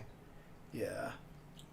I mean, again, like I said, Terry Fox, my hope is that this game lasts fucking like 5 years, you know, because like let's let this one rock for quite a while. I really want it to become the official canon dream match because, again, we're already getting the Sacred Treasures team, which warms my heart, and so like I just want more of that shit. Like I said, if we can get a Rugal Vice Mature team officially. If we can get the USA team to come back, I think it would actually be kind of cool to take. Cool characters. I mean, again, I'm going to talk about my boy again, but it'd be neat to put Kenso away from Athena in an official Dragon team. Whoops, sorry. Just smacked Jasmine in the face when she was like, "That's an excuse for you to give me it's fine. scritches." 14 story mode is fine. I wouldn't go out of my way to say good. It's like it's not great. It's fine. Kim needs to come back too. Yeah, it's fine. Like, it does some cool things, but I mean, honestly, like, if they could figure out a story way to put Kim, Cheng, and Choi back on the same team, but have Cheng and Choi actually be, like, they're actually, like, now fixed, like Kim... Like, reformed. Reformed, that's the word I'm looking for. Like, if they actually... Because that would be cool to put that official team together again. I'm super over it. Oh, man. A lot of people do want the South America characters to come back. Yeah. Like, mostly... Nelson, Zarina, and we don't care about the third one. Okay, yeah. No. Nobody really, like... I don't think I've ever talked to someone who fucking loves Banderas. But Nelson and Zarina have, like, a real following. Okay. And, like, even if it was just those two and then, like, bring someone else to the team, that's fine. Or, let Banderas get an update, because a lot of his design, like, kind of offends me in a lot of like, small ways. Interesting. Okay. Like, he's missing something besides a shirt. He's definitely missing a shirt. But I just remember what this guy looks like, dude. I swear. He feels really try hard, but the thing is, like, he also kind of feels like naturally. Oh, okay. This guy. That's right. Yeah. This guy. Yeah, he's just a weeb. Yeah. That's right. This dude. I never remember this one. That's a good one. He's not Asian. That's what he's missing. He has a lot of cool shit though. Like I like his like long range knee, and he's got like old school bullshit dumb command grab inputs and stuff like that. He looks like they're making a Jack Sparrow or something like that. You know, it's like I don't know. That's what this picture reminds me. I don't know. He feels like he's almost like a really awkward homage to like the Shogun of Harlem or something. I don't know. Like, I don't know what they were really going for with him other than weeby Westerner. Yeah, but I mean, see, all these people are asking for Shang Fei back and stuff like that. I just think, like I said, I just feel like this is the perfect game to do that, especially with Verse bringing back everyone to life and. No, I mean, and that's the thing. Like, I feel like this is one of the best overall rosters in a KOF in a long time. Like. It's got a really, really good batting average, but it's also, like, there feel like there's a lot of, like, omissions that a lot of people are hurting for, like, their favorites or, like, someone in their top 3. But it's still, like, its batting average is really good. I feel like everyone who plays KOF has a team. Well, I mean, when you bring the pro tag and the rival team of every game, it helps. It helps a lot. So, yeah, and it gives them, like, their side characters and whatever. But the thing is, like, 90% of the characters I play are fucking the B-listers and side characters. Like, Leona is probably the closest to a pro tag I'm playing. Right. Yeah, I mean, this would be the game, I think, to finally bring the sports team back, I think. So yeah, that's the thing. Like, most of who I wanted is all, like, B and C listers, so I can't be too upset. I still feel bad for Adelheid. I'm just curious, like he's what I think. He's what I think is like the biggest regret. Well, the worst thing about it is because we know he was supposed to be in 13, and they just ran out of budget / time. And they scrapped him, right? Yeah. So I feel like he's just been robbed, and like he's like my number one pick of characters I feel would ever have Snowball's chance in hell. Because like I would love to see Guy Tendo come back, but I feel like Angel kind of invalidates him as well. Yeah. I would love to see Duck. Do I think Duck has a better chance than Adelheid? No. I want Rick Stroud. Yeah, Vanessa deleted him. Yeah, But they've never said who Vanessa's husband is, right? Yeah, I'm totally down for that headcanon. Yeah, Rick Stroud was the one that taught Vanessa how to fight, right? Yeah, where's Shingo? Why does Shingo not get to play? Yeah, I've never been as a big fan of Shingo as a lot of other people are. Although, but you like Kenso. It's awesome. I'm just saying, you picked one. You picked your side. I know. I only knew about 4 characters that were confirmed they were originally going to be in the game and got scrapped. I know there's a lot of like individual sprites of a bunch of other characters. Oh, really? Yeah, there's a bunch of individual other ones, but Adelheid was supposed to be playable and got scrapped. And then Oswald and Momoko were originally slated to be playable and scrapped. And then I believe Geese was actually meant to be DLC and was scrapped. Okay. Hey, shout outs to Savior. Thank you very much. Appreciate. Hey, no shout outs to him. No. Timing him out. I'm timing him out. Damn, he's still doing it. Dang it. Dude. He put in with the bits, dude. KOF 11, Shingo still had crits. He just didn't have them on everything. Mm-hmm. But the crit fireball was crazy. But was it random crits? Oh, Jesus. Oh, they're legit random. Okay.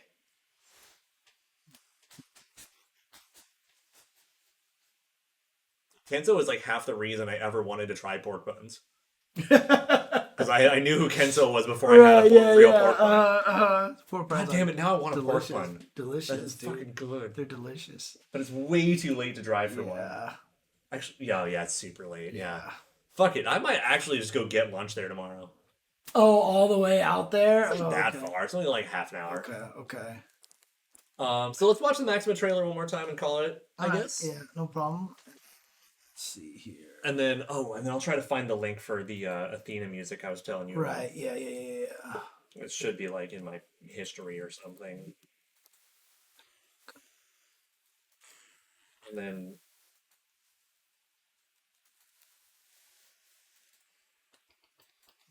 he's just brushing himself on my freaking microphone all day. Yeah. Cat beating up on the pop filter. Yeah, Terry Fox, we read it last week with Ultra Brawn. Ultra Brawn. Do this.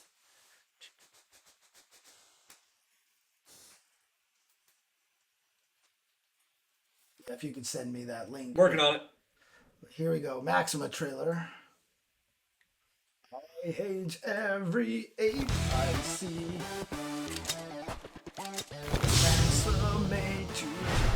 Maxima. Maxima. I'll take it. Team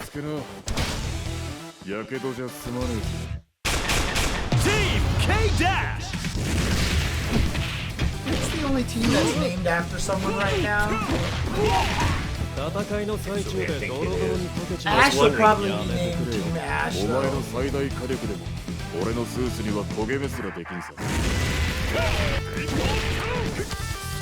I mean, that'd be really cool if they named it like Team Bronc Torch or something. What? Bronc Torch after Elizabeth's last name? Oh, that'd be sick. I mean, Ash might not even be at quote full strength, right? Or just Team Crimson. It wouldn't be the worst thing.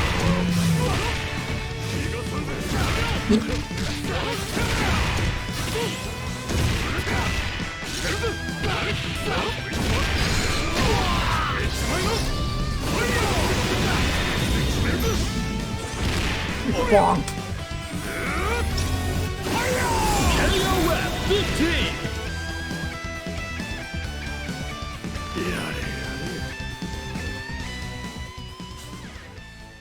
Dude, I missed those from the past. I want some of those characters to come back. Like Botan. All this time, they didn't bring Botan back. Tragedy strikes. Did you send it to me? Yeah, it should be in your Twitter DMs. So this is what I guess we'll be wrapping Shop up on. feels worth celebrating on the Google. Unskippable ads. I mean, I know I love monetizing other people's work. So here we go. So, do you want to preface this again, what this is, or what? Yeah, we don't need to show it though. Okay. Oh, you already did. Cool. Well, I mean, Did you not show people Maxima's see it. trailer? I did see it. Okay. People saw it. Okay, I just cool. turned all the stuff away, so. So like I said, at some point, somehow through the beta 2, I don't know if it was data mining or a bug, but they managed to get Athena's theme. And like in its full entirety, not like it's one of those like, this is an extended remix, and they sound like dog shit. Right. But like, this is actually apparently it, and I kind of like it. So I figured this is what we'll close the show on, because it's kind of new and interesting. Okay. Cool. Well, then I guess we could just say Merry Christmas from the SNKronize staff here. I'm sure Yeah, if Kitty was here. Yeah, I'm sure she would want to wish everybody Kitty Merry was in the chat Christmas. for a moment, Yeah, so of yeah, course, she of got to course. poke in. Yeah, but have a Merry Christmas, everybody, and hope everybody has good holidays. Or I should say Happy Holidays to everybody, in case you don't celebrate Christmas. But other than that, I hope you're having a great winter vacation. yes, exactly. And we will still, as far as I know, we're still doing the show next week, but Kitty and I will be remote, if that's the case. Okay. But we'll see what happens. We'll figure it out. We'll keep y'all posted on the Have a blue Merry Christmas. There you go. Perfect. We take those. Okay. Thank you. Merry Christmas. Happy holidays to everyone out there. And we will keep you all posted on what the status of the show is next week. Yeah. I wouldn't expect much from SNK unless they have like a scheduled team story. Or if some people just have to work on certain times of the day, even when on vacations. I don't know. All right. Take care and peace out. And we'll see you next week. I always forget to turn all the stuff back on after the trailer.